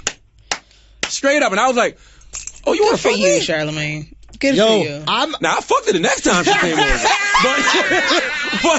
but I'm saying, so I kicked her in the pussy. But I'm saying all that to say, I had no idea. Like shit like that goes over my head. I'm never expecting pussy. Bro, I'm with you 100%. And it is a beautiful part of your life. And young bucks out there, I'm telling you, one day you will get to this part of your life where sleep is just as intoxicating as sex. And let me tell you, conversation. Conversation is the best. Because conversation can last more than sex. Yes. Sex, I'm going to give you, like, we're talking about from start to finish, half hour total. Be honest, Sandra. That's not happening. Start to finish. That means oral. That means him doing her doing him. I buzz you up into the apartment. So, that's when sex starts. When I buzz you in. I buzz you into the next door. Point. You come up in the Once elevator. Once I give you that hug when you walk in the door, that's when foreplay starts. I'm gonna squeeze you tight, smell your perfume. That's foreplay. Fuck out of here. So how was your day? That's foreplay. Listen, we're going to pay some I just bills. hope the picture they use on your expose it's is coming. a good one. Yo, they gonna do it, baby. They gonna use this brilliant idiots audio. Hashtag men too, bro. I'm telling you. We gotta get hashtag men too started. I'm here fighting for us. When I come out with my story about how I got me too, yes, that's gonna be the hashtag men too. Men too, so I'm telling you, we gotta start that. Also, these girls been men tooing me. I had a girl legit rape me. And if that legitimately happened to you, you should talk about that. I think she did, but her pussy was good. But it was good. Right. But I said no. I didn't have a condom. I said no. She grabbed my dick. She's fucking Thai. She does Thai boxing or some shit. I could probably take her, but she's a tall girl. And she grabbed my dick and I said no. And then she put it in. She started riding it with a little smirk. Hashtag men too. Listen, you know why men are so broken? Saying, bro. Men are so broken because the sexual assault we have experienced. Like from even when I was a kid. I'm serious. When I was 8 years old and I got molested by my cousin's ex-wife, I didn't look at his molestation. Right. As a man, they're like, yo, you the man, son. Yeah, but you're a child. And then you get old and you realize it's that molestation. Shit was fucked up. Hashtag men too. You know what I mean? Hashtag men too. And even if you're in a position where you're in an environment where a woman in a position of power in this industry tries to fuck you, you feel like you pussy if you don't put your dick fuck in her. Son, it's great. But again, it's the same. It's the power dynamic. That's the exact same thing that you just talked about. That's her going on this date with Aziz. Like, it's power. It's the exact same thing, and it's not exclusive to men or women. Power is power, and when you use it incorrectly or you don't realize you have it, people can get hurt. So here's what I'll say. There will always be people with power in the world. Absolutely. Just like there will always be hurricanes that hit the Caribbean, right? So do we tell people with power and do we tell hurricanes not to be hurricaney? Or do we tell people in Puerto Rico and other places in the Caribbean how to handle a hurricane, how to build buildings so they're not affected by the hurricane, how to create hatches or whatever below the ground so that they're safe in the event of a hurricane? I think what we're trying to do is protect people by telling the bad guys not to be bad. Bad people are going to be bad. Let's set people up like this girl and like Charlamagne, like myself, you know what I mean? Let's set us up with skills so that we can handle the bad guys. But you got to tell the bad guys not to be bad. Yeah, I think it's both. At the end of the day, bad guys are going to be bad. That's what bad guys do. It's not like you go, naughty bad guy, and they go, you're right. I think, and I'm not an expert on any of this. I think I'm learning it as everybody else is in real time. But I think that it's a combination of educating everyone, men and women, on how to really communicate with one another. And while you're empowering everyone, not just men or women, to speak up for what makes them comfortable and what doesn't. And I think that that's where you start. I 100% agree. Let's talk about it. Let's have these fucking conversations. Let's empower people. I mean, you guys have daughters, you know? Yes. Would you tell your daughters how to deal with these situations, or would you hope that the guy knew how to treat women? I would hope that the guy knows how to treat women, but both. I agree with Jazz. Both, I think right? Both. Both. Meaning you would tell your daughter what the right way to act in this situation is. Right? So, in my personal opinion, I want to tell these guys. I would tell my daughter, don't be going to this motherfucker's house because he's going to expect you to fuck him. There we go. That's honestly what I would tell my daughter. Like, straight up. Like, why are you at this motherfucker's house? Ladies, don't go to a guy's house to cuddle. I know you don't have air conditioning. I know it's tough for you because you live in a shitty apartment with 3 roommates. But don't get comfy with a guy because he has air conditioning in the summer and take advantage of that. Go back to your shitty apartment and deal with that shit. Don't be cuddling all night and expecting a guy to not think it's true. I mean, I just feel like we're putting too much blame on the woman, and I don't want to do either. I don't want to put too much blame on the man, too much blame on the woman. I think we're all trying to figure out where is this gray area that we need to be in. We're in a gray area with this. I don't think we're in a gray area. I think men are getting all the blame. We getting destroyed. I do. I really do. For accusations. Yeah, that's what's bothering me more than anything. The court of public opinion, man. Like, due process. People's reputations are done. Like, are we getting the Master of None season 3? Son, Akash. Yeah. We are? Akash, bro. He's a new star. You didn't know Akash Singh coming out? Hey, Shout out to Akash. In the meantime, go download Legal Fling. Okay, it's an app that you can download, and while you're with the young lady, you can send her a request for sexual consent. Get out of here. I'm dead serious. What? It's Legal Fling. What? It's an app. It's an app. So while we're together, I can send you this contract. It's binding. You can DocuSign it, and it's requesting sexual consent. Yo, that shit is romantic, and that's about to add another 5 minutes to my 30 minutes. Hey, man. My foreplay up to 35 minutes now. Let's pay some bills, and then we come back. We got a couple more things to talk about. I just recently found out something about JasFly that I think people can learn from. Whoa. So I think it'd be interesting. Okay. If I can get her to tell it, and I'm going to go pee while you pay these bills. Let's pay some bills because the future is coming, so we got to make it brighter with today's sponsor, Squarespace. Shout out to Squarespace, always holding us down. I really respect Squarespace for this. You know they got beautiful templates created by world-class designers. Squarespace makes it easy to turn your idea into a new and unique website. Showcase your work, blog, or publish content, even sell products and services of all kinds in just a few clicks. Just like BrilliantIdiotsMerch.com, where we are selling merch. You can set up a site to sell your own clothing, sell your own books, sell your own movies, sell your own used underwears. We don't know what you want to sell, but you can do it with Squarespace. You can customize everything from the look and the feel, the settings, the products, and it's all optimized for mobile right out of the box. Use Squarespace's analytics to help you grow in real time. But if you do have a question, Squarespace's award-winning 24/7 customer support is there to help. So head to squarespace.com for a free trial. Did you hear what I said? I said free. Free trial. And when you're ready to launch, use the offer code IDIOT to save 10% off your first purchase of a website or domain. Remember, Squarespace is so easy, even an idiot could do it. So our offer code is IDIOT. Get that 10% off. That's squarespace.com. Offer code IDIOT. That's right, I spelled it for you idiots that don't know how to spell idiot. 10% off your first purchase of a new website or domain. A dream is just a great idea that doesn't have a website yet. Make it a reality with Squarespace. And before we get back to the show, I just want to promote a couple things.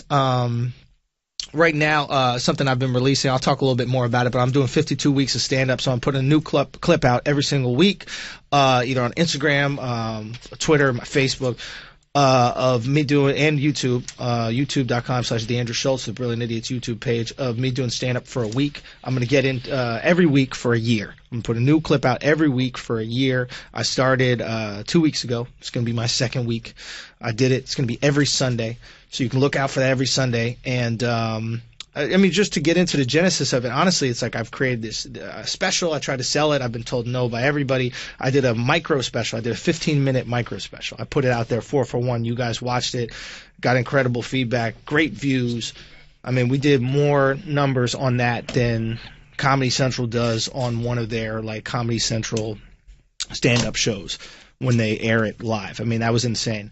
And I thought that would open up some doors. So Netflix started doing micro specials. They're doing 15-minute micro specials. I wonder where they got that idea from.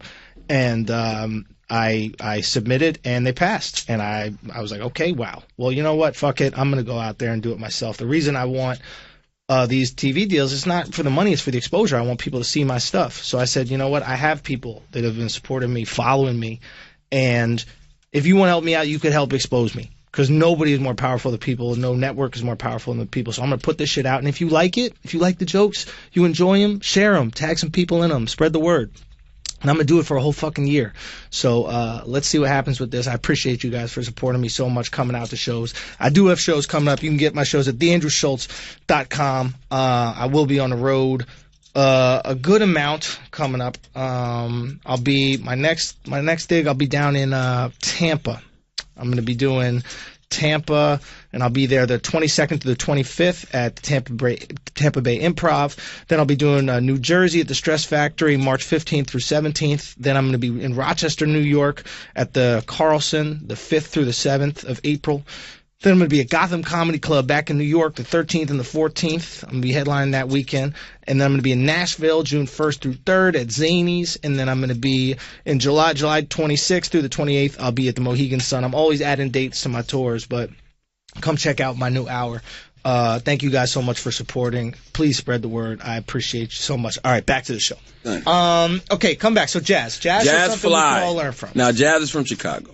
All right, there's three things you think about when you think about Chicago. You think about people that are very creative. Yes. But then you think about criminals. That's true. Mobsters. That's true. People with criminal records. That's JasFly. JasFly, I recently found out, has a criminal record. What? I had no idea. Are you comfortable talking about this? That was an amazing segue. Yeah, I mean, technically, I'm a convicted felon. Wow. What? Who'd you shoot? Chicago, baby. Yo. Wait, what'd you do? This is crazy.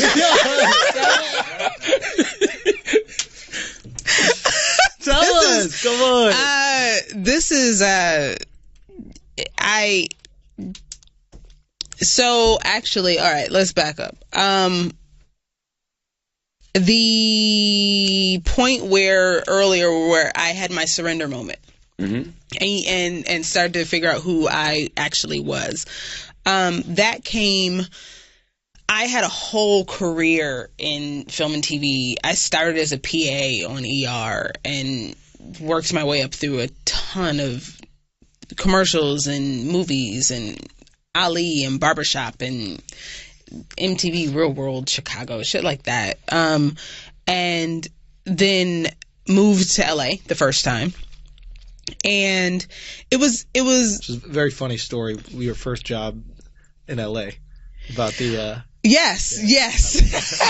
So wait, you know part of this story then? I don't know. That Well, story. catch us up to speed because I don't know. Oh, sorry. This is great. So essentially, I get to LA and I had two job options. The first day that I got there, it was either be an associate producer on Night Calls, which was a porn show on Spice Channel, which I turned down, and then I ended up with an unpaid internship for Eric LaSalle, and who I knew from my ER days and everything. Who was Eric LaSalle for people who don't know? Right? The Prince of Soul Glow. Prince of Soul Glow. From Coming to America. Holy shit! Really? Daryl? Holy shit! Why did you know that? All right. You was Daryl's PA. One day we got to get you to tell us the porn story. You was Daryl's assistant. Okay. It's so good. But okay, thank you. Go ahead. Yeah, so I start all over. I work my way up from intern to office assistant to office manager to executive assistant to CE, and just again started over.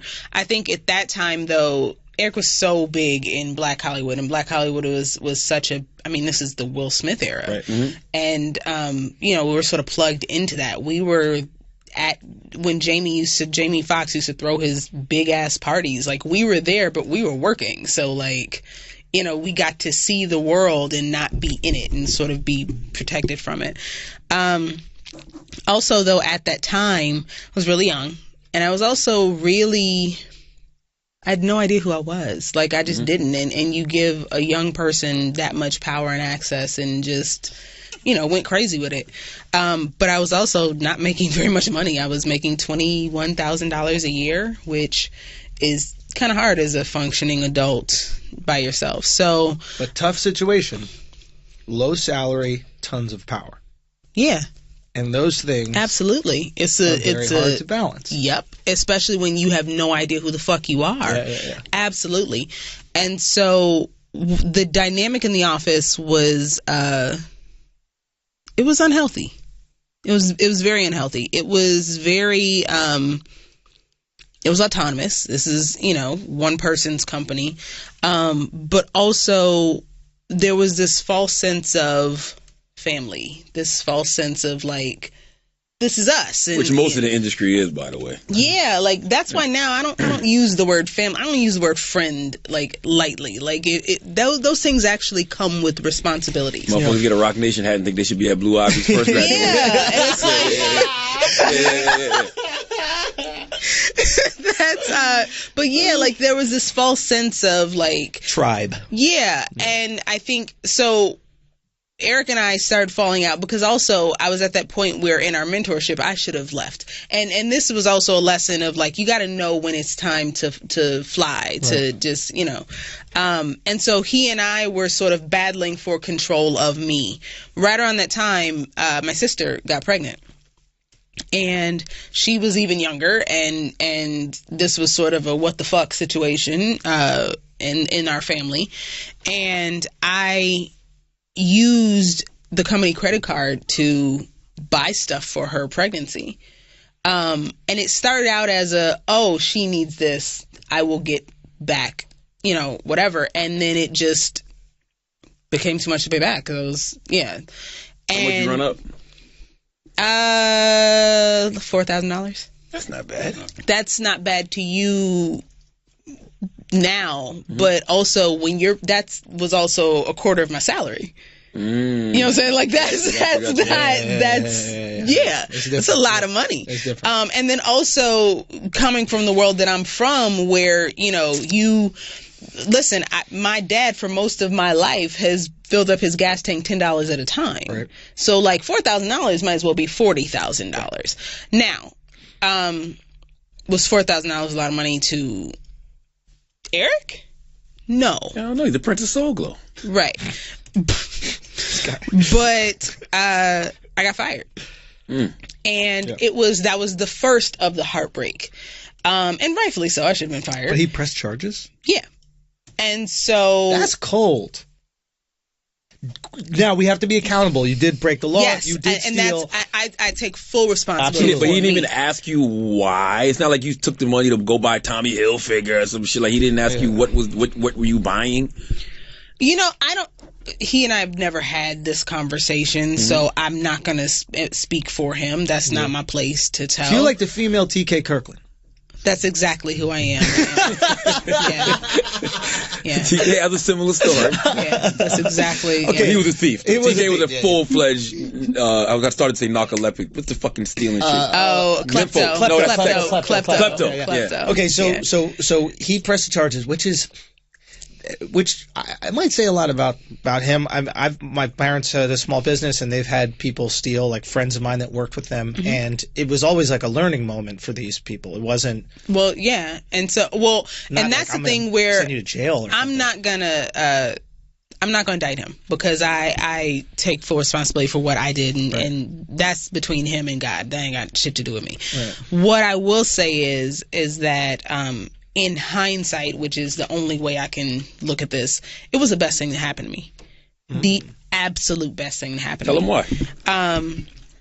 So I get fired, and at that point, I then went to work at MTV for a second, and then Nickelodeon. And at that point, I'm totally disenfranchised with Hollywood, and fuck everybody who loves it. I want to go home. I want the safety of my family, and I'm gonna go home and work for Allstate.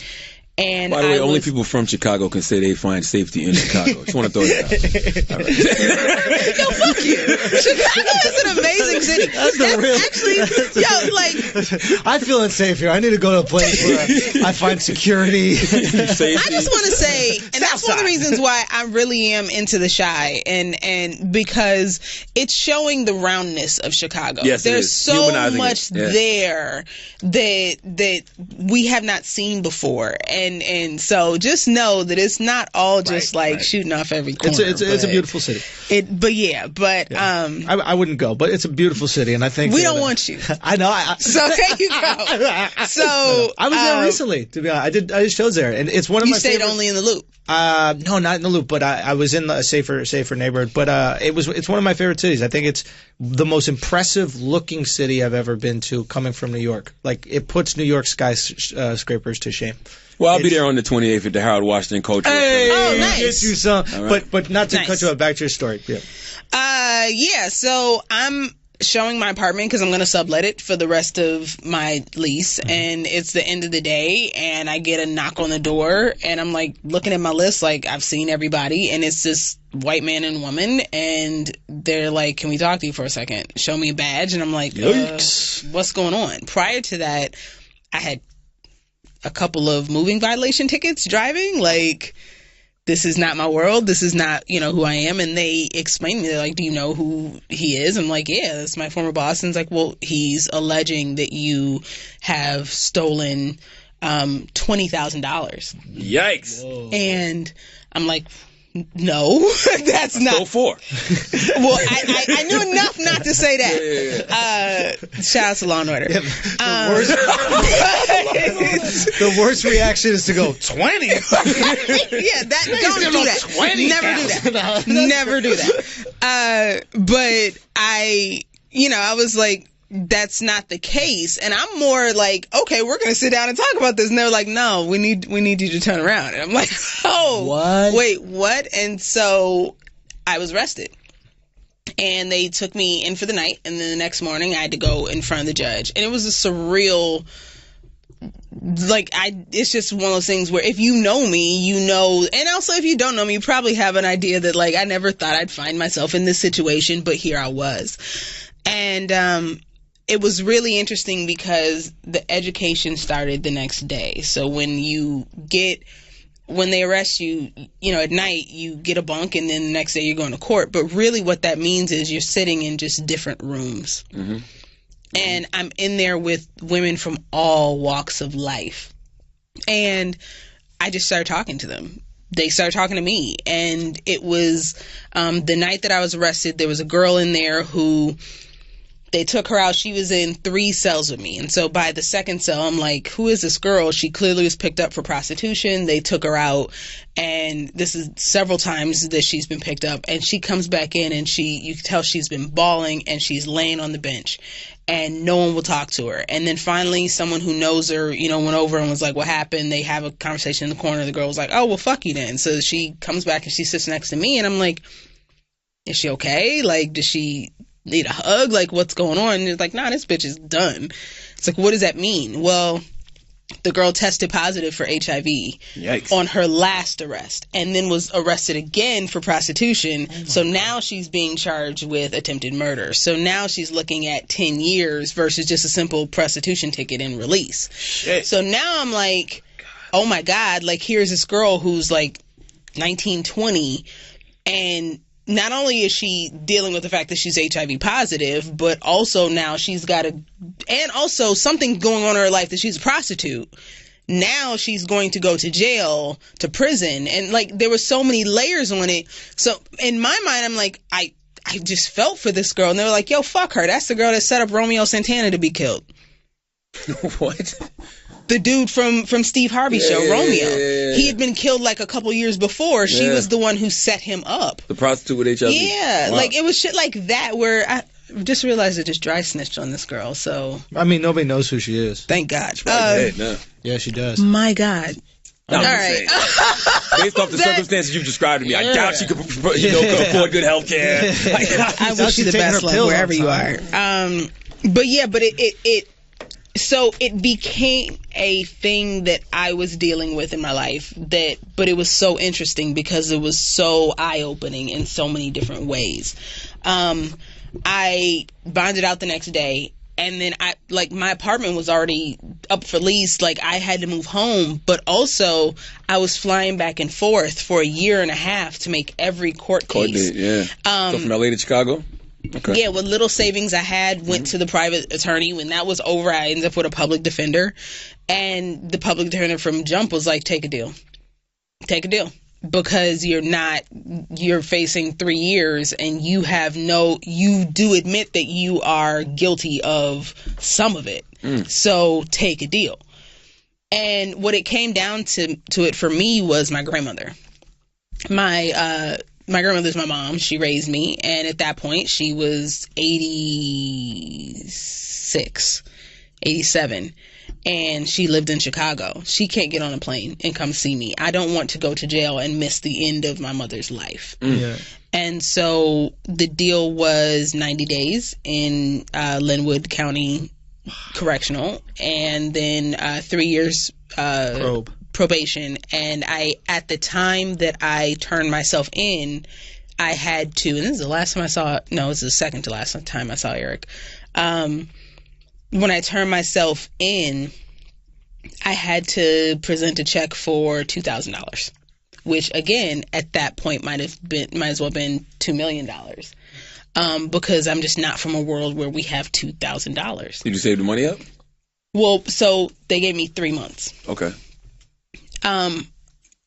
Again, we're not from, like, me, if I had literally saved all of my money, because at that point I think I was temping now, and making $300 did you think to a yourself, well, there's one less prostitute on the street now. Don't do it. What? You just told me the girl has AIDS. She can't be out there proing. Now there's a slot open. Remember, he's a comedian, Jazz. I'm That just was a saying, bad you need joke. $2,000. You need $2,000 in 3 months. I use comedian loosely. There's a slot open on the bench. You also, okay, I also just want to... Listen, shows goes for it. I know, and I respect it. I get it. Better aim, though. But I think... I didn't say I'm Curry. You know what I mean? I'm Rondo. But I do want to be very clear. This is a different version of me. This is me 111 pounds ago. This is me completely... I didn't know who I was. Right. Like, the weight of $2,000, and the difference is if I didn't have the $2,000 by turning in, that I had to serve the whole 120 days or something like that. I can't remember the thing. So how do you get $2,000 in 3 months? So I go home. That's the thing. So I go home back to my working class family in Evanston, Illinois, and my family knows, shit, where do we come up with this money? And everyone keeps saying, like, I don't know, but I'm gonna pray for you. I don't know, but I'm gonna pray for you. Like, and to the point Chicago, to where go get a gun and rob a cashing place. The fuck is up, man? So, I'm like, it got to the point to where I was like, yo, fuck y'all and y'all's prayers. Like, no, I don't need you to pray for me. I need somebody to, cut me a check. Did you have faith at this time? So at that point, like, my dad's a minister. I was raised in church. Yeah. But collection plate that shit. Well, so I even went to my church and was like, I need to come up with this money. And they're like, we're going to pray for you. Yeah. I mean, essentially, like, it's, yeah. And so finally I had a conversation with my dad, just like on some real shit. I'm like, this praying for me stuff is actually not going to help me. Yeah. And he goes, yeah, because you ain't praying. Everybody's praying for you. You're not. So. Bars. That's why ministers get all the pussy, yo. I swear to God, that's bars, right? Telling you, how can I not fuck you? I almost gave up the pussy to your dad for that shit. For real, how can I not fuck you? I literally was like, here you go, Dad. Even if I'm not expecting the pussy as a minister, like, I got an offering for you. Like, yeah, please. Hey, that was hot. I see what you did right there, God guy. And seeing that, that was good. Guy. Yo, this is probably the worst decision of my life. But, I would say the worst. So you at the church, he said nobody's praying for you, you're praying for yourself. So the next morning, when I got up, I just said this prayer, and I just sort of ad hoc'd it, and then the next morning I said the same prayer, and the next morning I said the same prayer. Like, please God, make us Jewish. No. So that we would have enough money to pay for these legal fees and a lawyer in the family that we could use. Yo, that so yeah, 2 weeks before I'm supposed to go back, one of my best friends growing up comes to me and she goes, I got an idea. I applied for this credit card. I can get a cash advance. I got my $2,000 24 hours before I was supposed to leave. Holy shit. So get back to LA. So total buzzer beater. Turn it in. Turn myself in. I'm preparing to serve 90 days. My lawyer, my public defender is saying it's your first offense. It's a nonviolent crime. We're estimating at this point you'll probably do about 30 days. I had a job offer back in Chicago. I told them that I was having a surgery that I could be vague about and that I needed to be out for 30 days. But if I could get out and back home in 30 days, I could have a life, essentially. So I'm just praying, like, okay, I'll be gone a month. I don't know how I'm going to do a month in jail, but I'm going to do a month in jail, whatever it is. And also just like Linwood County Jail is not like, it's a jail. Like, it's not like, it's where Paris Hilton went. I was not going to the wing Paris Hilton was going to. Gotcha. But they say that jails are actually a lot of times more dangerous because you don't have the prison. Yeah, prison because you have everybody's the long term. together. Exactly. Yeah. And prison, it's like you have felons who have been there. They're going to be there for 20 years. There's a lifestyle. Whereas like county jail is like people are coming in there rowdy hot. Yeah, you're just wilding. The night that I was arrested, it became apparent very quickly to just know how to handle yourself in this situation. And so I turn myself in, we go to get on the bus, and again, I'm back to being moved with other inmates, and I'm, having conversations, and we get to Linwood, and it's a big field house, and you walk in, and they tell you strip down, so it's a bunch of literally just women face the wall. They're going one by one. You got to squat, you got to cough, they're checking you to make sure you're not bringing anything in, and they give you your clothes, your uniform, and then they assign you to your bunk. I came in at night, so they assigned me to the bunk. The woman on the bottom bunk was detoxing from crack, and so she is shitting herself and throwing up. Cool. So now I get on the top bunk, and I'm like, okay, I'm gonna go to sleep, and they tell you get a work detail because it'll make the time go faster. So I'm like, let me just go to sleep, and then I'll wake up when they call for work. Wake up, 5 a.m., they call who wants to work, go downstairs. They're assigning out the jobs based on how long you're going to be there. So if you're going to be there longer, you're in the fields. And then if you're the shortest, you're in the kitchen. So everybody's like hoping they assign you in the kitchen because that means that you're going to get out quicker. Well, they get to me and they call Waters, and I'm like, I want to work. They're like, great, you're in the field. And so I asked the officer, I was like, they said that I might be getting out in 30 days. And she looks at it and she says, 90 days, you're in the field. Go back up to your bunk. Go back up. And I climb up on the bunk and I just lose it. Like, I'm really about to be in jail for 3 months. And, I think that I don't think that we really understand what jail is. It's putting a human being in a cage. It's not some glossed over thing. It's not something to be proud of. It's not some badge of honor. It is caging a human being. Yeah. And stripping them of all their rights, all their freedoms. Absolutely. Like, some people need to be caged, though. I agree. Some people need to be caged, but you're still caging them. Yeah. And the idea of doing 3 months there, again, in an element, you're with the unknown every day. You don't know what you're going to face. It all just sort of hit me. And I get up on my bunk and I'm just bawling. And I didn't know what else to do but talk to God. I couldn't talk to anybody else. I'm isolated. Perfectly good crackhead on the bottom bunk. She was not lucid. No. She's not lucid. She wasn't even hearing what she was not. She was not even awake. And so, I just said a prayer. I'm just like, God, I get it. If this is what you want me to do, if this is where you want me to be, then come on, I'm riding with you. And I genuinely just surrendered every single thing. Go to sleep, and my plan now is I'm gonna sleep as much as possible to pass the time. The crackhead has the right idea, and so I go to sleep, and you have those sleeps and you think, oh shit, I woke up at 4 or 5 hours. No, it was an hour later, and they start moving you, and they're immediately like, again, I'm back in different cells talking to different women. I met some woman who was picked up on a warrant, a 10-year-old warrant in Atlanta. And the warrant was for Atlanta. No, she was picked up in Atlanta for a LA warrant. It took them 6 months to process her. So she's been in jail for 6 months waiting for LA to come get her. Sucks. Finally came and got her. So like I'm learning. It was assault, I believe. Don't break the law, kids.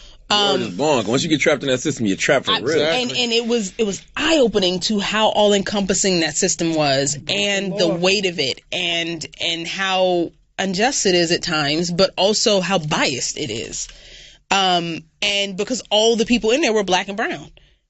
I saw maybe one white girl who I don't think she's seen a white girl in a very long time. Like, it was so completely just biased. And so they start moving us. I'm being moved to this one room. They pull us out, put us on the yellow tape, and I'm hearing the officers say they're going out. So now I'm like, is there another jail? Like, what's happening? They move us to another cell. Then they move us to another cell. Then we get to another cell, and they come in and hand us a bag with our street clothes in. And I'm like, wait. I put my clothes on, and you can't ask anybody anything. And then they make us wait for like 2 hours, and I'm sitting with my clothes on, confused as what the fuck is happening. They move us again, start signing your release paperwork. And I'm like, wait, okay, like, cool. Move us one more time. Then they walk us out to this door. They open this door. It's literally the garage we rode in on. At the end of the garage is the open door of the street, and they were like, go. I just booked it. So you did what, 24 hours? 24 hours. Wow, on a 90-day sentence. Yo, what's that? For overcrowding? Overcrowding. That estimation of 30 days was 1 day.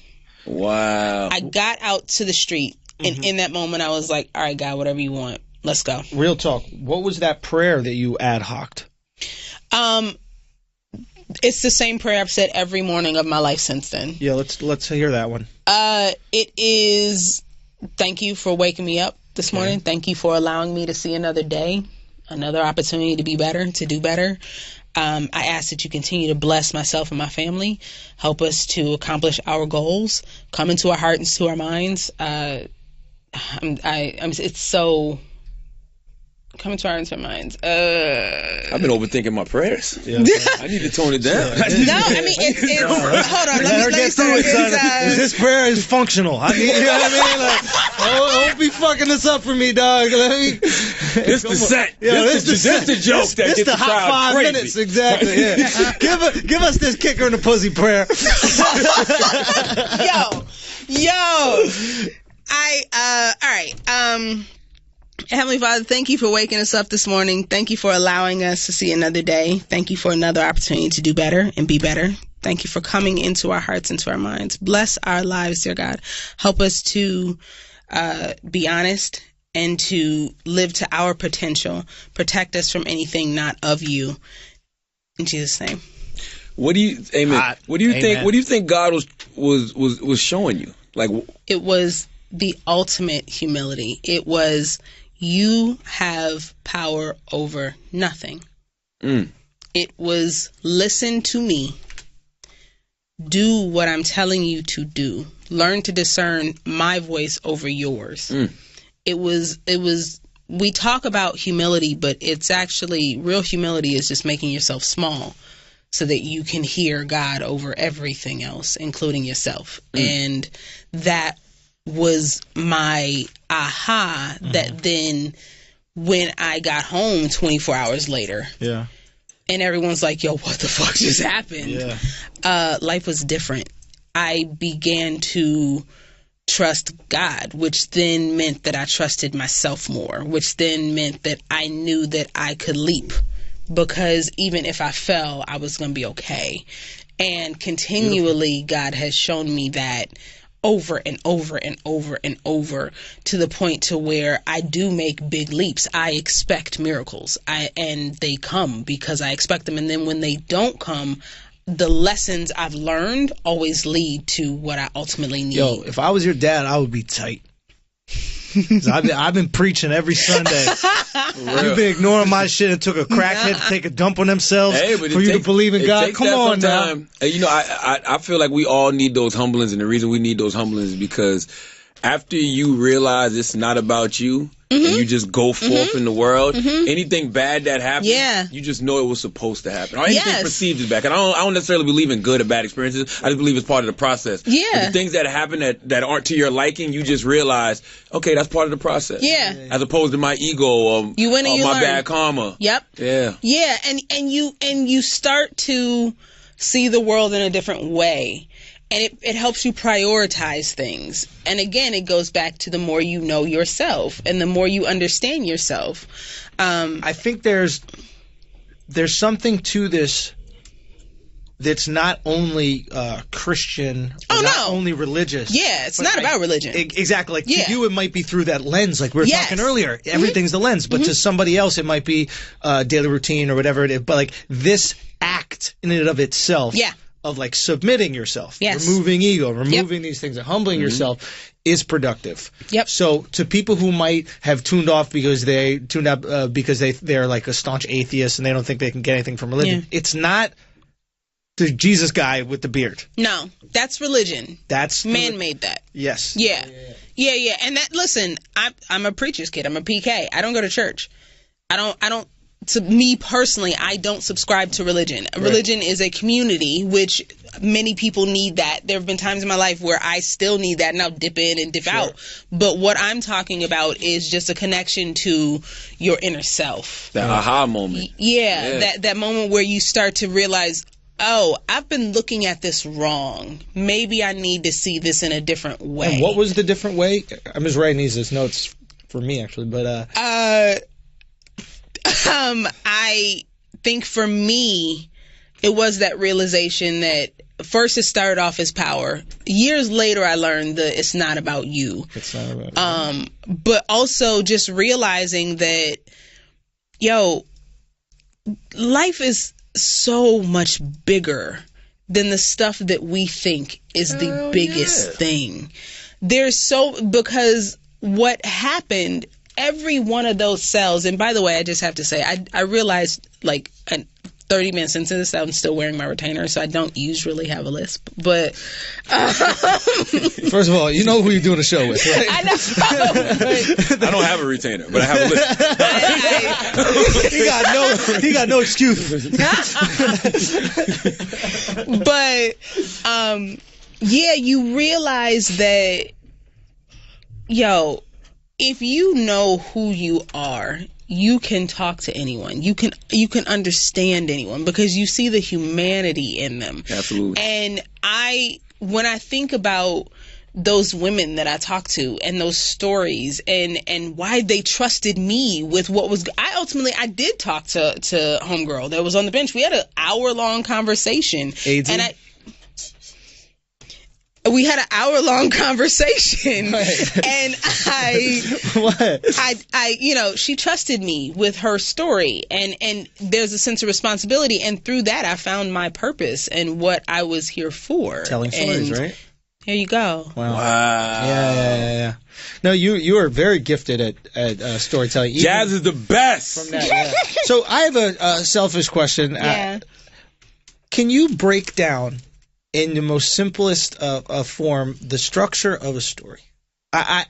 We're sitting with, you're obviously a very skilled storyteller, but I feel like Charlemagne is this brilliant storyteller organically. Storyteller. Yeah. And my brother also is like this. Shout out to Greg, who's doing very well. A lot of people have been asking, and he's doing great. But like the both of them can like take information, synthesize it, and when they regurgitate it, it's like structurally broken down. They find the conflict and stuff like that. And sometimes that's rough for me.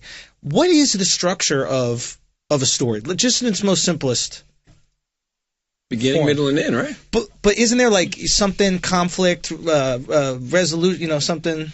There is the introduction of. Think about it this: use a rom-com because it's the most simple, formulaic. Boy meets girl. boy loses girl, boy's got to get girl back. So boy meets girl, boy loses. Boy has to get back. Or it's 2018, girl meets girl. Girl loses girl. Girl's got to get girl back. But what about the ending? The ending has to have some type of climax. He got her back. You got her back. Oh, okay. So it is the introduction of the problem, the escalation of the problem, the resolution of the problem. Now, isn't there like a hope is lost moment or something? Oh, hope is lost. That's the second when you act. lost the girl. That's the second act. Oh, that's lose the girl. Mm-hmm. Okay, and then we follow you on this journey to get her back. To get her back. Yeah. Now, do you think that you're naturally a good storyteller because you've read so much that it just like by osmosis has become part of you? Like I've never thought about it. I'm honest. I just tell a story.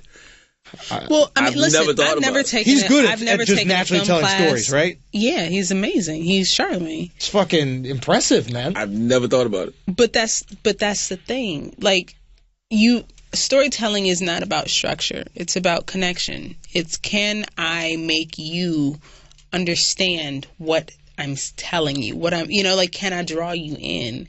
And that is not about structure. That's about people. That's about energy. That's about vibe. That's about an understanding of what you're telling and also who you're telling it to. Interesting. I remember one time, boy, when I got arrested. First time I got arrested, I had to write a statement for the police. I made up this whole lie. Oh, my God. I was hitchhiking, and I got picked up by these guys in this car, and then they shot at these dudes. They told me if I said anything, they was going to kill me. And I had these police officers on a wild goose chase for 24 hours looking for some shit that did not exist. See? Storytelling can help you out, kids. Didn't help me out in that moment, because when they found out that I was lying, it was like, hell to oh, man. I am so sure. It was like, oh, you know what? We was going to look out for you because they thought I was snitching. Yeah. But it wasn't. I just told a fucking fake story. Yeah. And they held it on me, boy. I was in there for a long time. Well, not a long time. Like, I probably could have got a PR bond, but they ended up giving me a real bond. So I was in there for like a while, 90 days, shit like that. Wait, you did 90 days in jail? Yeah. You've done longer than that, though, right? No. Wait. That's funny what you say, because that goes back to like, remember how you said that one day? Yeah. Seemed like, yeah. Remember, I did a year in jail. I did like 90 days. That's like, still 90 days. Like, I don't even know if it was That's 90. I don't remember how what. My father told me how much it was recently, because I put it in the book, the exact date. How much? You remember? I think it was less. I can't remember. I don't remember. But that was the first time I went. But it was more than a month. Dude, to me, I was in there forever. Yeah. Bro, I was in West Virginia. I've been in West Virginia filming this movie, right? And I'm in this small town of West Virginia. There's no Uber. I'm in a shitty hotel, right? Indie movie budget. I'm very grateful for the opportunity, but the hotel is shitty. But there's no Uber. I'm outside of town.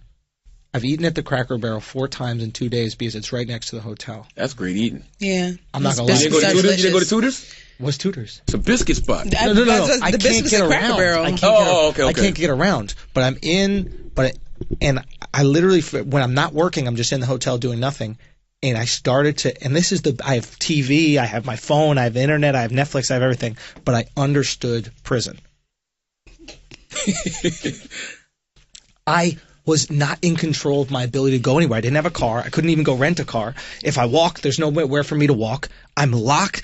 I need warmth, so I have to stay inside. It's either Cracker Barrel or the hotel. Okay, well, think about that. And imagine that with no distraction. And I was going crazy. You're absolutely right. And think about that, because I've had that same feeling.